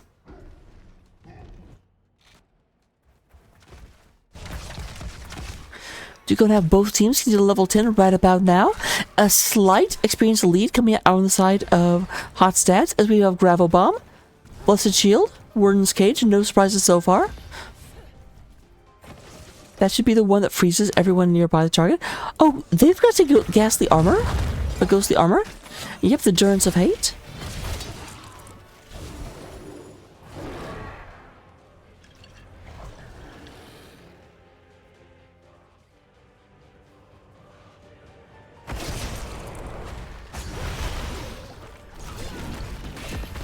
On the other side, we do have the last rise from the Malthiel.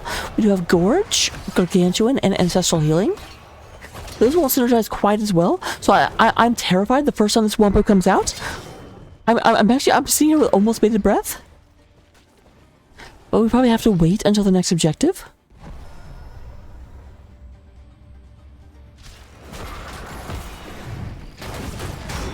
There is the Gorge. Gorge coming through. Does go ahead and get Ghastly Nuke. Nuke goes in. There they are. There's the Gravo. Pulls a lot of them together. Does go ahead and they actually don't even get... Okay, that did go down. I was like, that was a single digit health. Goodbye. So that is 2 for 2 so far. Great combo, and it was kind of like off the cuff used.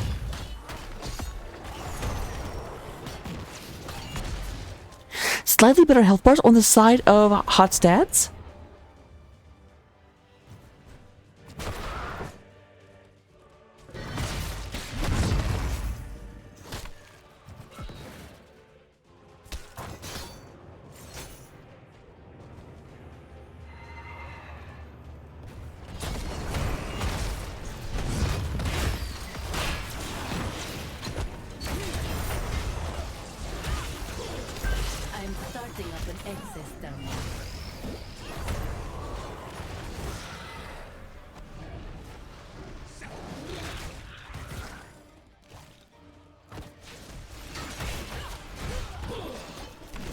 Right, there's that, going ahead and getting that taken care of.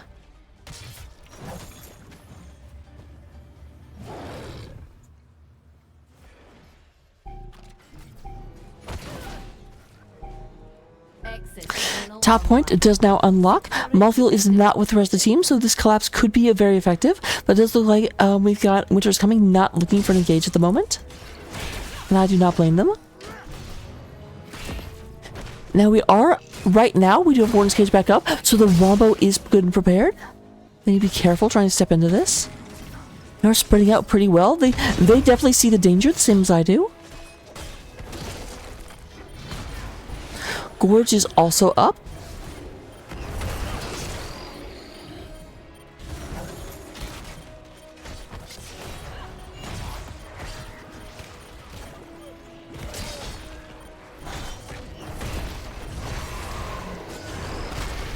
Alright, there's the move in. They actually used the Durance to go ahead and lock down Stitches, but no one else was there. But there comes that coming in. I'm looking for the Gravo. Gravo should be out and just no, Gravo wasn't available. But it does not matter. They go and get Stitches. They get Malthiel. They get Rhaegar.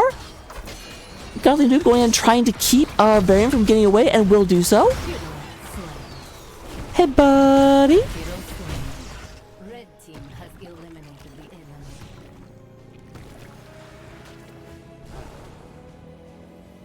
Still not the cleanest execution, but you know what? At the end of the day, the goal of the execution is to kill the enemy team, and they did that. You don't have to do it cleanly.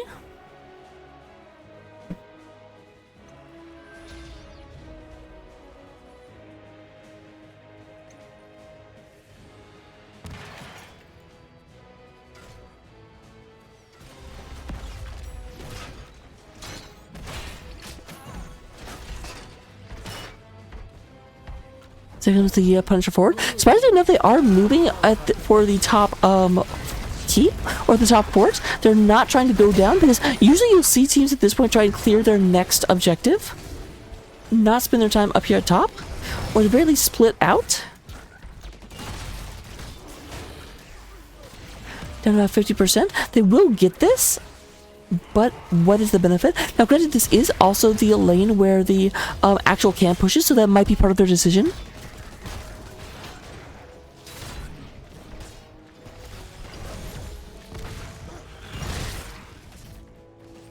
Well, say they'll get this. It's actually down to 1,500. I'm curious, Captain Protector.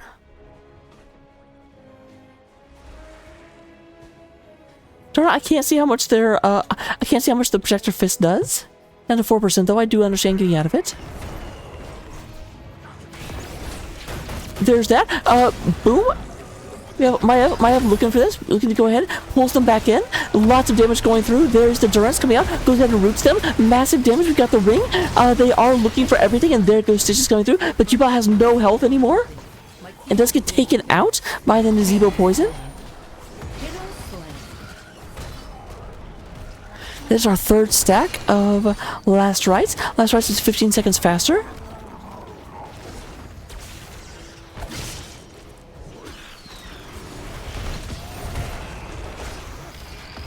Ancestral still up and available.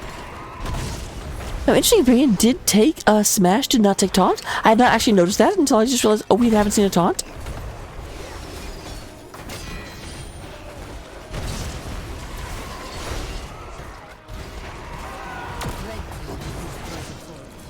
That is the first fort down for Wiinter is coming. Wiinter, famously effective at taking down structures. If you build without anything but concrete and cement and rock, then the Wiinter will just dehydrate and destroy it. We found ruins in the jungle. We have not found ruins in our Antarctica. Think about that.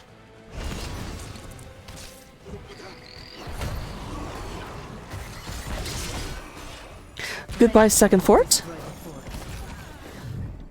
Okay, Malkyr goes ahead and noms on Godly Noob. But nothing doing. Goes in backflip. Really, really nice, actually, doing the teleport and then backflipping in order to stop the damage while the Shade got into position. I don't play enough Maya, so I wasn't, like, it makes sense, but I wasn't expecting it.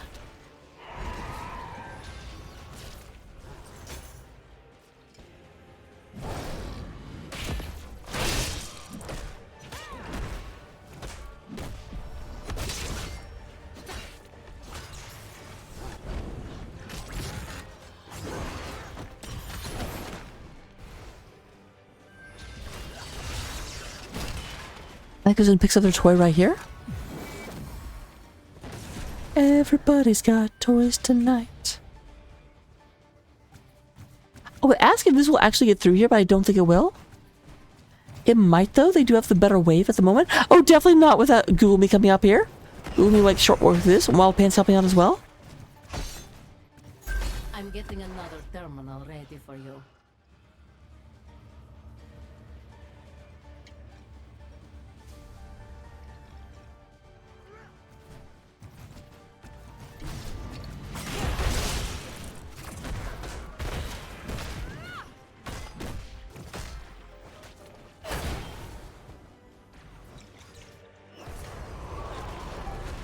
We're moving down here. Robot Wizard a little bit out, but obviously Johanna not here. Passing a little close to Ballfield, but neither of them actually interested in finding the other at the time being. All ults are up. The Wombo is available, but as Wiinter is coming, has been a good job of staying spread out and not letting that really engage. They've had to do a kind of splinter shot. They haven't been able to just like wham, bam, thank you, ma'am.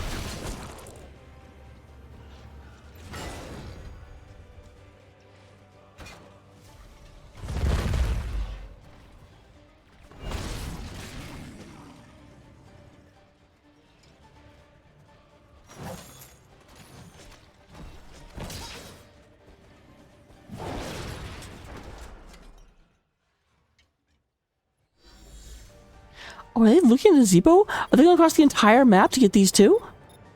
Signs point to yes. Do we have a hearth?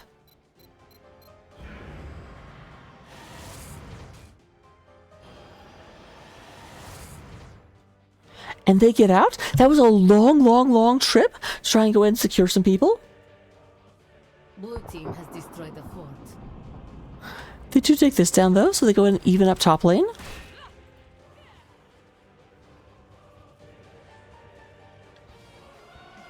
Level 20 is now online for Winter is Coming. That does mean we're going to have a momentary, moment where they cannot really fight into them very effectively. They're trying to go in and get their own level 20s.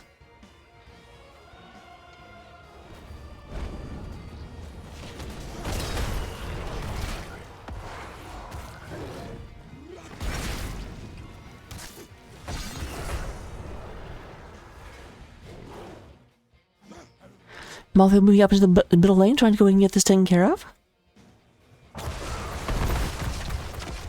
Blue team has taken control. Pick up the of glow. sector. That's 4 minions worth of experience just leaving there. You need the experience right now, my friend.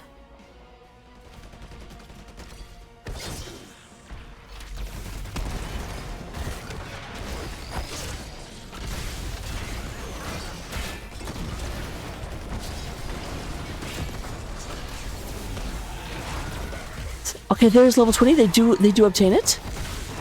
There's now a second vault available for Maiev, and they're trying to be mean to this.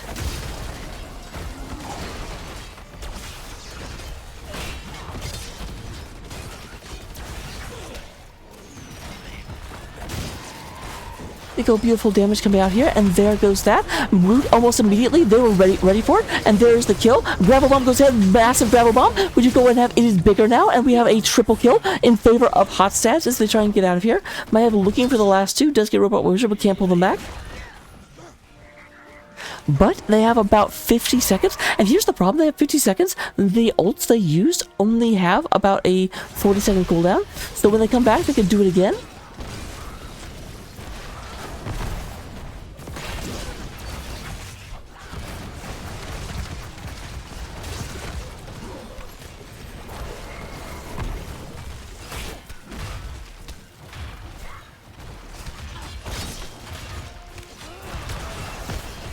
Going through, going ahead and evening up the map a little bit. They have not gotten bottom for it yet. Has destroyed the fort.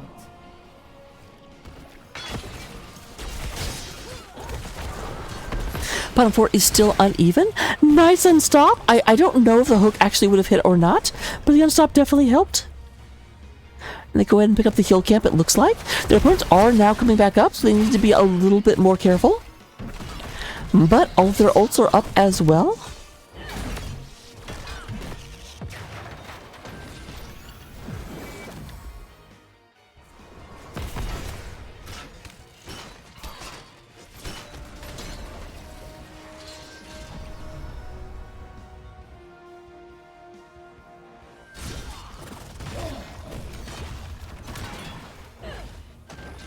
We'll have the next protector in the middle of the map. This will be the 4th one. Third oftentimes ends the game. Or is it the 5th? It might be the 5th. There's the 4th, though.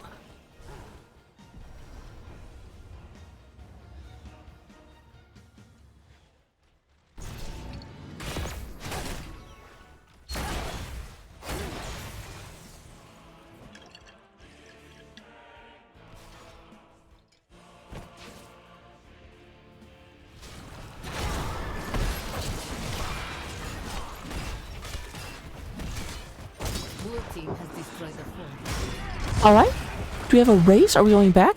Now, they don't have last Malkia, or Malkia may be here in order to stop them from going back. This might be a problem, though, because they did not immediately start hearthing. There it goes. But will they get there in time? Godly Noob is looking for this.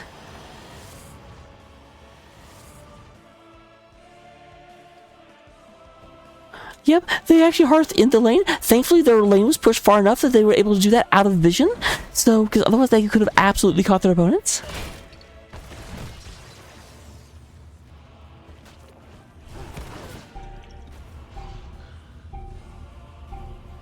Terminal activated.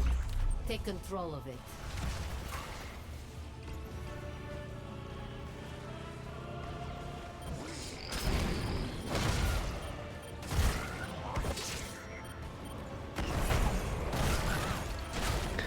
Okay, Naz did finish the Toad build.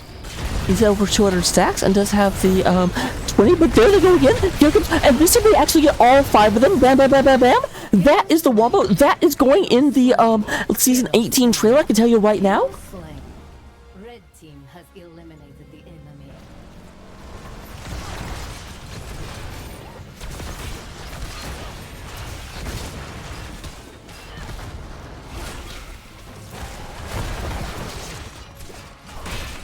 Yeah, that is game, my friends. I'm surprised they didn't leave Sukov there. They just walk through.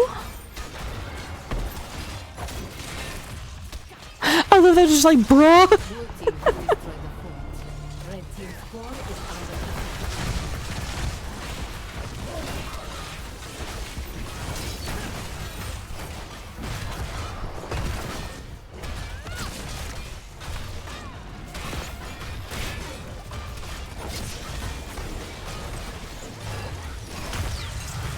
Wow, the slightly BM Gravo.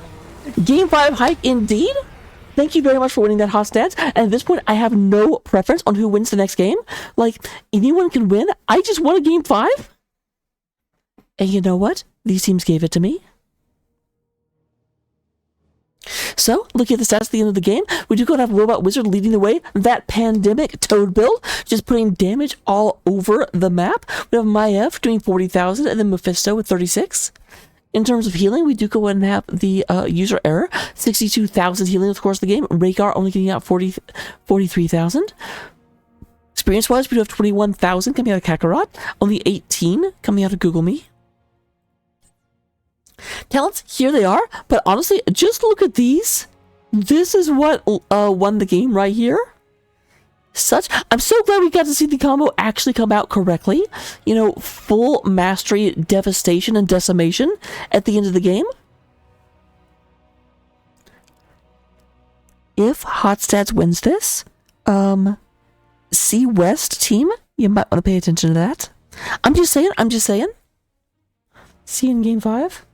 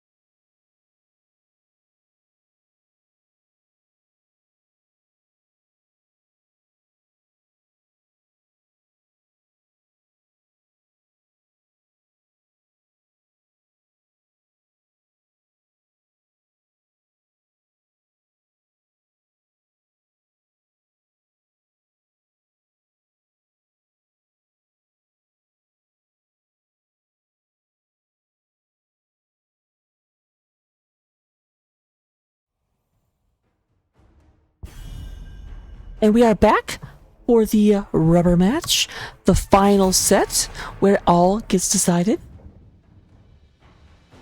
I'm glad you came with me. And still, Zeratul getting banned 5 games in a row. Let's go. Like, these guys know what they're afraid of. They know where the power lies.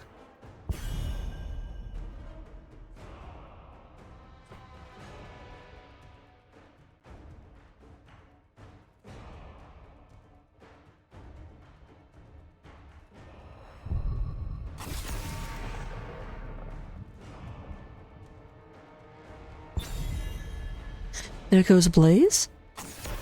So, mostly the same bans, but we do have Dahaka going out at the end. One sec. And Malkier, the board does not determine who gets banned, and that's the disciplinary committee. If you want to ban the board, you should probably learn what the different, like, area people actually do. Because this is why you, like, have a problem, because you don't even know what the different sections of the like, NGS actually do. Come on, man. The crusade calls. We're going to have Johanna getting picked up by the side of Winter's coming.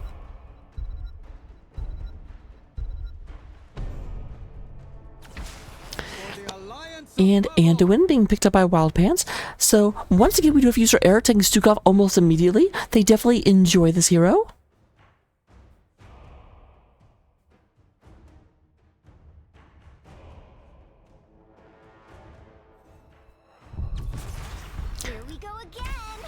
I stand ready. Chromie. So, interestingly enough, they do go and get both of their DPS before the ban phase, leaving their tank and their offlaner.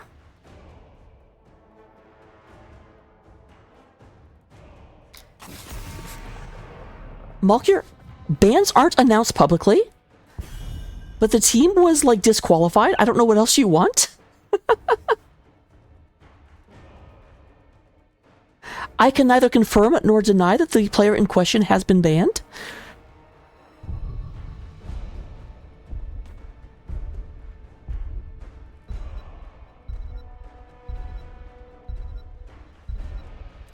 So we do go ahead and have the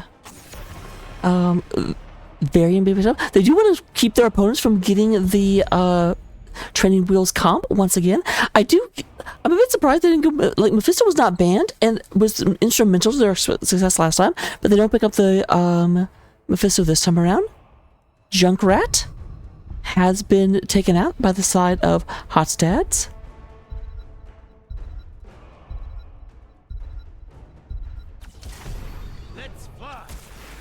Robot Wizard is being picked up on the fall set, as well as the Sonya. Hogger being picked by Kakarot once again, bringing us back to the Infernal Shrines game.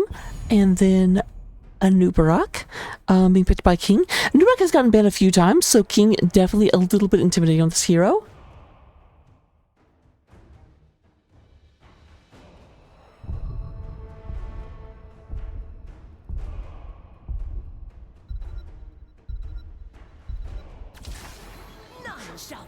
Now that's interesting. We do go to have Maiev now being taken by the other side. They don't have nearly as good a comp for it, though. Like, obviously, they still have Maiev into Johanna to pull everyone into the same place. And then, Robot Wizard could theoretically do a lightning bolt through the whole group and get repeated lightning bolts. Sonya can leap in. And Sonya with Ariat Crater, actually, that could work very well.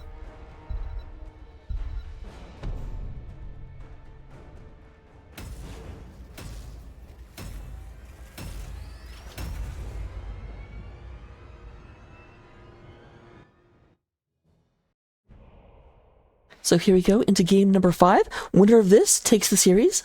Let's go.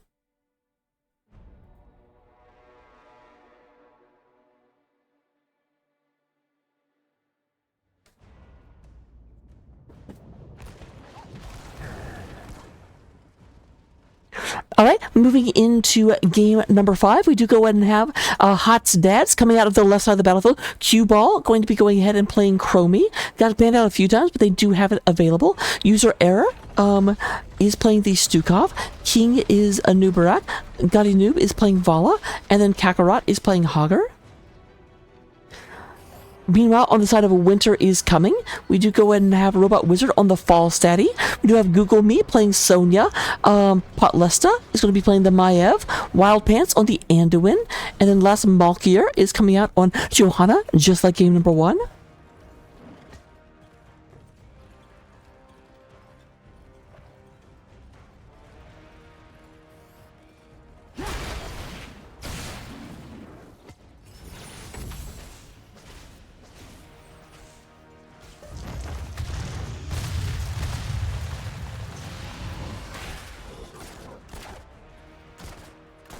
Alright, we do go ahead and have Vol surprisingly coming up to top lane and does go ahead and go Creative the Hunter. I'm a bit surprised by this decision because, like, I don't know, you're gonna have a hard time stacking Creative the Hunter if you're in a lane by yourself. But you know what? Vol's about to not be by herself. Gets a tingling in, like, her spider senses and says, I should probably not move down just yet. There goes everyone else. Falstad being left uncontested bottom lane for the time being, and both teams get level 2 at about the same time. Here comes Cue Ball moving down here, the Chromie. Fan versus Bird, let's go.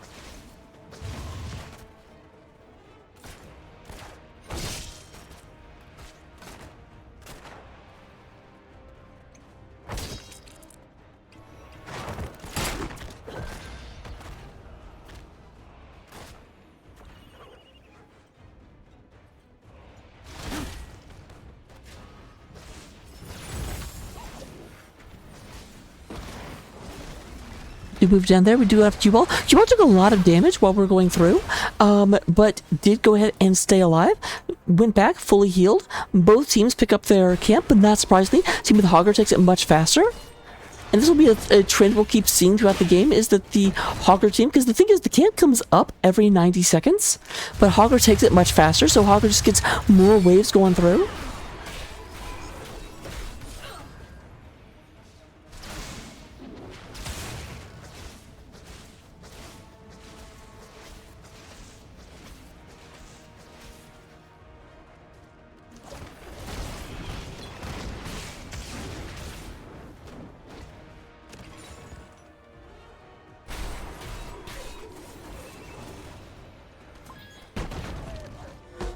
Our scouts report that the Horde's keeping some of our soldiers prisoner. Get ready to free them.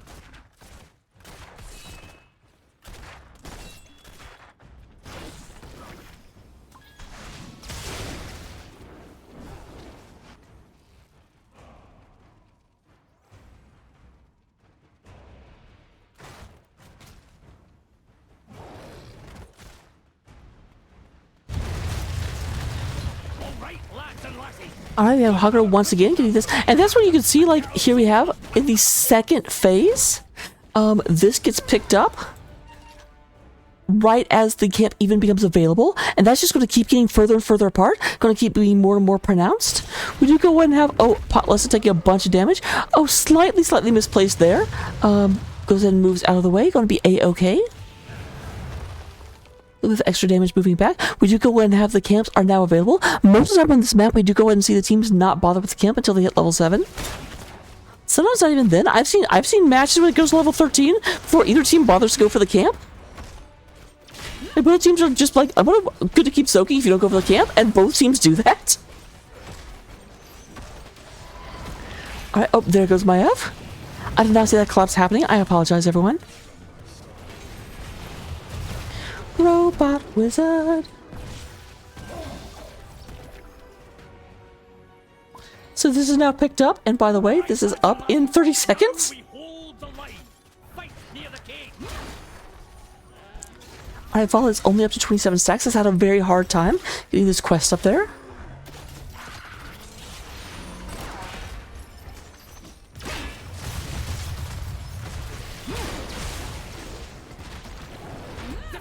The cage. We have to unlock it again if we want this camp.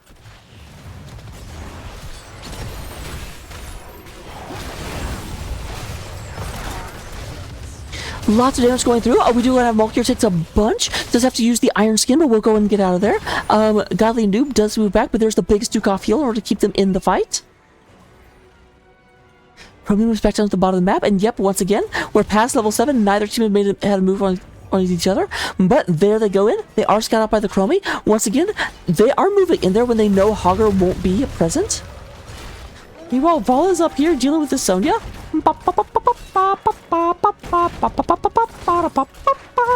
Don't ask me why Vala has the Inspector Gadget scene. Or the Inspector Gadget theme. I don't always think about the things that come out of my mouth.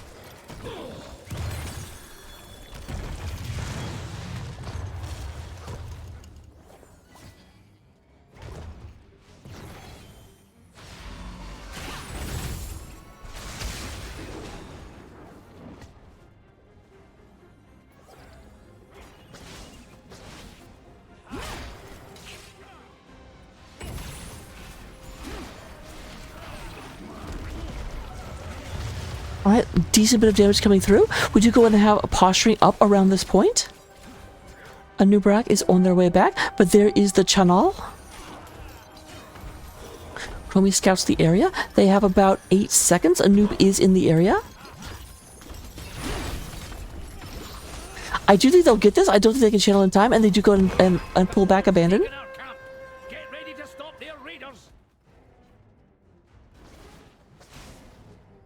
Level 10 was picked up during that time.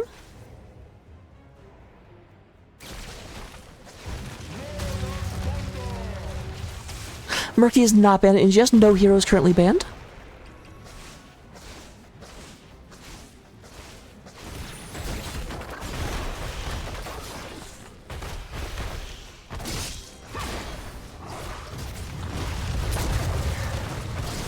Alright, we do go and have quite a bit of damage going through there.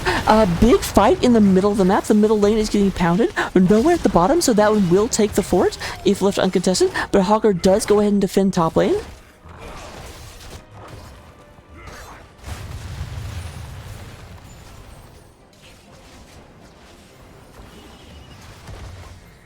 Here's the 5-man. Sonya does move down to the bottom of the map. Go ahead and secure this. We'll take it out. Godly Nub does come down here. Tries to go ahead and get that move through. But there comes, yeah, a lot of damage. Mock, you're looking for Godly Noob. Nice ult. But there's the leap, and that's going to be a kill. The second kill of the game coming out of Winter's Coming. Make that 3.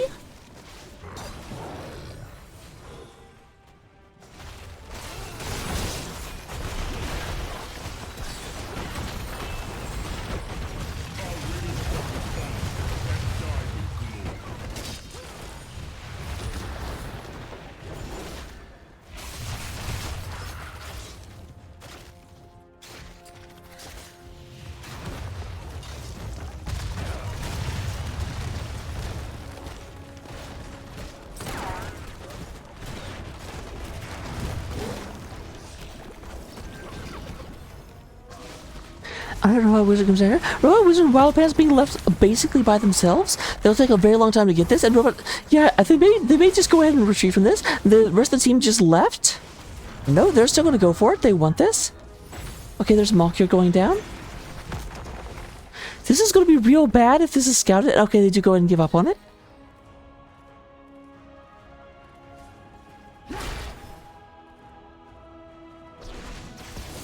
This is sussed out by their opponents.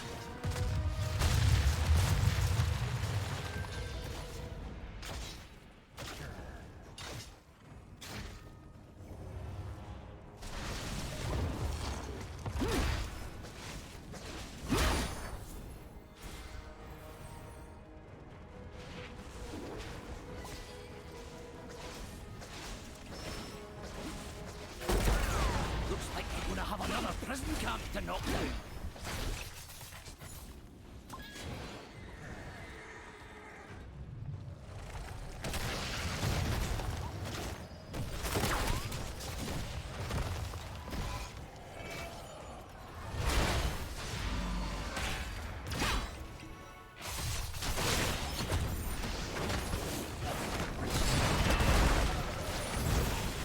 Alright, there goes Vala. Vala does go down, but does also finish the first stack of the quest. Is that her first death? I'm not sure. Nice leap light bomb coming through. Just catch a lot of people. That's actually Vala's second death, down to 15% bonus attack speed. Decent bit of damage coming from this cannon tower, getting a lot of them in there. They just can't get out between the silence and the slowing sands. But without Vala, they just don't have the damage to take anyone out.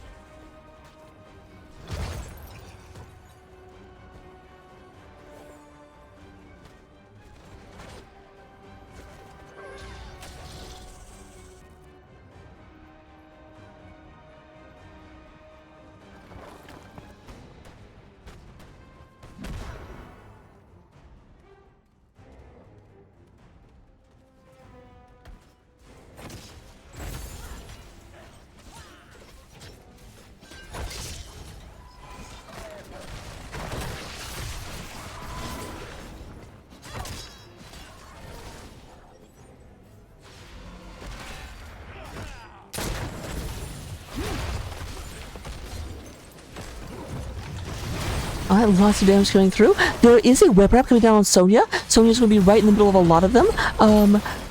Does go and get that, but I love how the web wrap is challenged with the Oh, but Stukov goes, yeah, this is terrible. If you are a fan of hot stats taking a lot of trouble.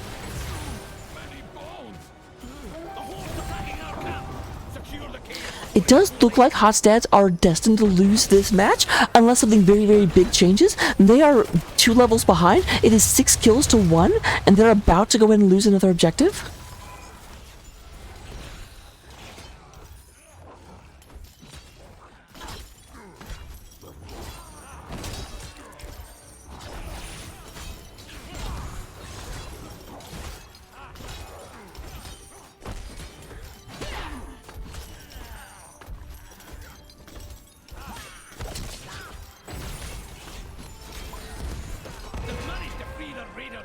Won't be long before they charge at us. Alright, there goes a big push in top. They've already taken the middle fort. They've already taken the bottom fort. The top fort is the only fort that is left. And they're going to be riding in here. Now, they did go and pick this up. This will de-push mid pretty well. It won't completely de-push it, but I do think it'll slow this down. Yeah, this could run right in with a full wave. If somehow this guy ran in by himself, it would actually get taken out. Yeah, Robot Wizard goes in and undoes it, basically by themselves. But here's the big push coming into the top.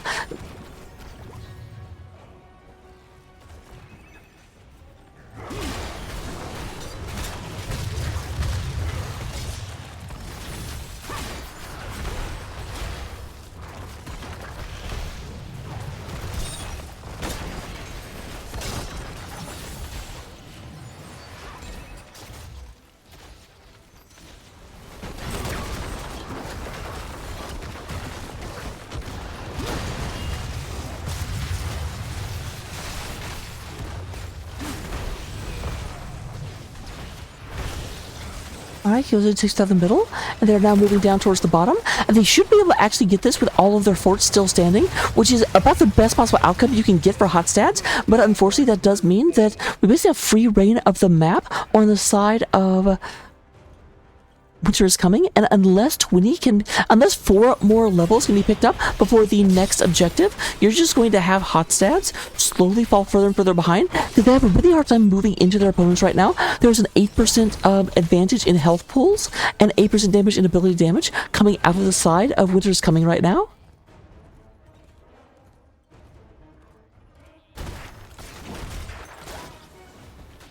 Top boss is being contested.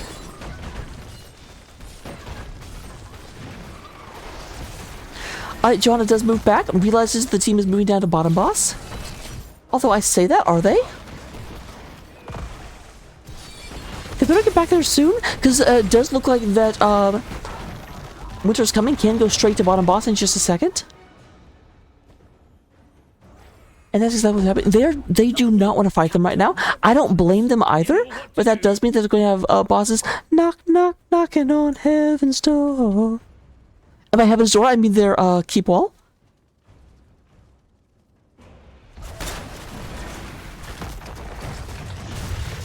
Unfortunately, it feels like Hot Stats is playing a little bit scared right now.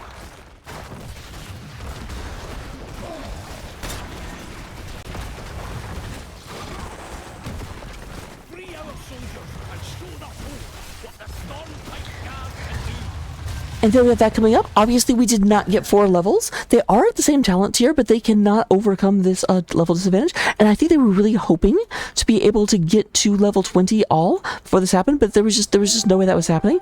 There's the camp, and they've got the boss to worry about as well.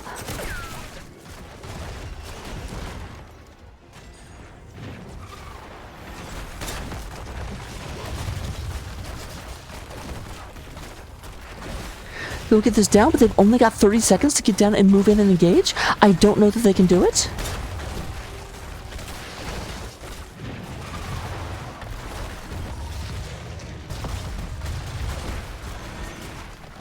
Alright, they've got 20 seconds to get in there, but nope, they're going ahead and just trying to de-push the lanes. Their opponents do have level 20. I do understand this call, but it's going to be so difficult for them to claw their way back. However, keep in mind, in game number 1, we did see a full reverse. So it's not over. Brace yourselves! The Horde's raiders will be here soon!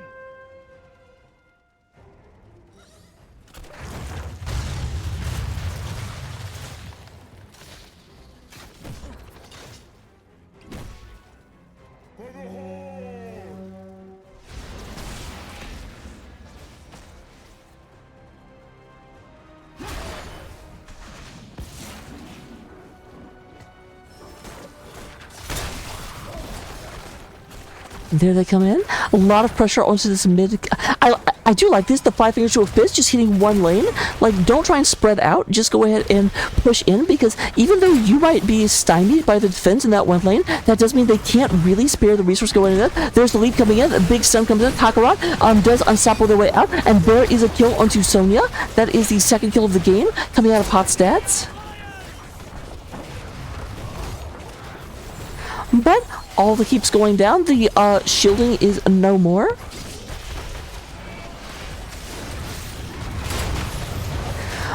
Maya gives a bunch of damage, but there is the false side with the Gus. Gus goes ahead and disengages them. And meanwhile, there goes the top 4. There is no armor left, and there's no life left on Vala. Lost Smoker does not have a lot of health. Is going to go ahead and take a lot of sand. Goes down to, like, I think at one point that was like 30 health. And that's it. Game number 5 and the series going to Wiinter is coming. They will move on to the victors of tomorrow's match in Div C West between Spooky Ghosts and Roll1 Esports. Let's see if we can get an interview. You will lose the screen for a second. Don't panic.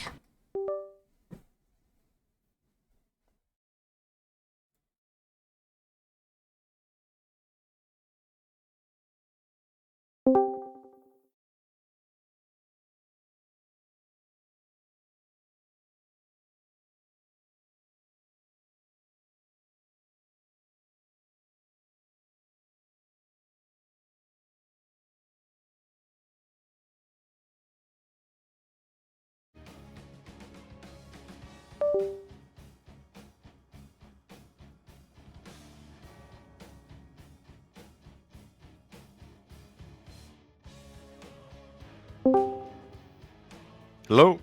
Hello, hello. Welcome, and also congratulations. Thank you. Appreciate it. So, first thing I've got to say is, how you feeling? Kind of a gimme question, but We're feeling euphoric. Pretty happy. I mean, I don't blame you. Like, I'm not going to lie. After the game 1 victory, I was like, I'm glad they won a match. I want more games, but I don't know about this series. But you definitely like pulled it through. Yeah, no, it was a team effort. I think we just try to stay focused on our objective, and was to win the series. I will mention to everyone watching, we were talking to Google Me. It looks also like Pat Lesta came in, so I don't know if they'll talk or not. Yeah, he'll say something, right, Pat? Yeah, hey, how's it going? Going pretty well. Thanks for streaming. Oh, my pleasure. Absolutely. Thank you for the incredible series. So we will go back to game number 1. I can ask a lot of questions. We do need to end this at some point, but big question I do have is that, so how, like, whenever you actually got that turnaround kill and managed to get them all at your core, and your core was down to like 20%, like, just what was that moment like for you? Because I did not think it would happen, and then all of a sudden you just managed to claw it back, and kill happened, and kill happened, and kill happened. We knew that as soon as I spawned, we had to kill the whole team, or else we lost. And we target the damage dealers and went for the Varian at the very last, and 10%, I think, made us alive for the first match. It was so incredibly close. And then in game number 2 was of course on Praxis Holdout, best map in the game. I'm gonna keep saying that. I don't care how many people disagree with me. But game number 2 was all very much about it. Like, it really felt like it started off very well. Thrall kind of dominated the top lane, but just over time, my big question for it is that I was surprised to see the Nazeebo pick up on game 2, because Nazeebo is such a late game hero, and that's such a fast map. Okay, what was the thought process behind that? That's a good question. I wish Robot was here to answer that. I think his thought process was, I'm going toads, and they're a team that likes to just go all in. So he thought that all the players were gonna get toad killed, but that didn't happen. I mean, Dezebo definitely like made their worth felt in some of the other games, but that one specifically, I felt so bad because you guys were level 19 at the end of the game, and I'm like, and this is why Dezebo doesn't always work on this map, because he has such a power spike at 20. Oh yeah, we're like hoping we're like a pretty late game team. Level 20 is big for us. So moving on to the third match. Third match, I believe. Trying to remember. A fourth match was Volskaya. What was 3? Was 3 Infernal? Inferno. Yeah, it was Inferno. Look at me paying attention. So we do go and have the third. Infernal was very much very much in the back and forth theme going in. I'm trying to remember what they won Infernal and you won Volskaya, or is it the other way around? It was so many games. I didn't keep track of it, but I think it was either one. Yeah, You but can jump obviously you around. won 3 at the end. Infernal definitely, I feel like Infernal you guys struggled a little bit because obviously I kind of laughed because you guys banned out their Dahaka after the first 2 games, and then they went straight into Haka, and I'm like, well, that makes sense. This is Infernal. Yeah, Okay. the Haka was absolutely insane. They were really, really good on Dahaka. I mean, he was doing. Yeah, the Dahaka was so good. He was doing stuff that I didn't know was possible. And we're just like, we just need to get rid of that hero. Well, I mean, that definitely seemed to be the lead of the turnaround because between the last 3 games, you won 2 of them. I don't remember which one was which, but I know you won 2. I'm in the same boat you guys are. Like, there was a lot of games. Right. Going forward to Volskaya. Volskaya is always going to be the tricky map because it almost feels like, especially late game, that the objective becomes a trap. And I definitely did notice that I was a bit surprised that, like, it almost felt like you would get that and just sort of use it almost like a poke hero. You wouldn't really go in until you had cleared them out a little bit. How do you sort of decide how much emphasis to put into the Protector and how much to team fight before you move with the Protector? We try to usually, have our lanes pretty clear before we get into the objective. At that very last Volskaya game, I think we should have backed off a little bit sooner because that's when Mephisto just really got to us. And Oh yeah, that's okay. Yeah, it was definitely the Volskaya game you lost over that absolutely disgusting wombo. You guys only let them hit you with you at once. Like they got a couple picks here and there, like they changed some things, but that one time at the end where it just came in and it was just like, oh, here's the entire team. yeah, they cleaned us pretty good. Yuck. Yeah, But- that was kind of the discussion on that big robot. It was just like, do we leave it at the keep and then get out? And then we got womboed. I saw the potential for it, and you guys did a really good job not letting them execute that potential until abruptly they got it. But lastly, the last question that I had was moving into the fifth, or I guess second last question, the 5th and final game.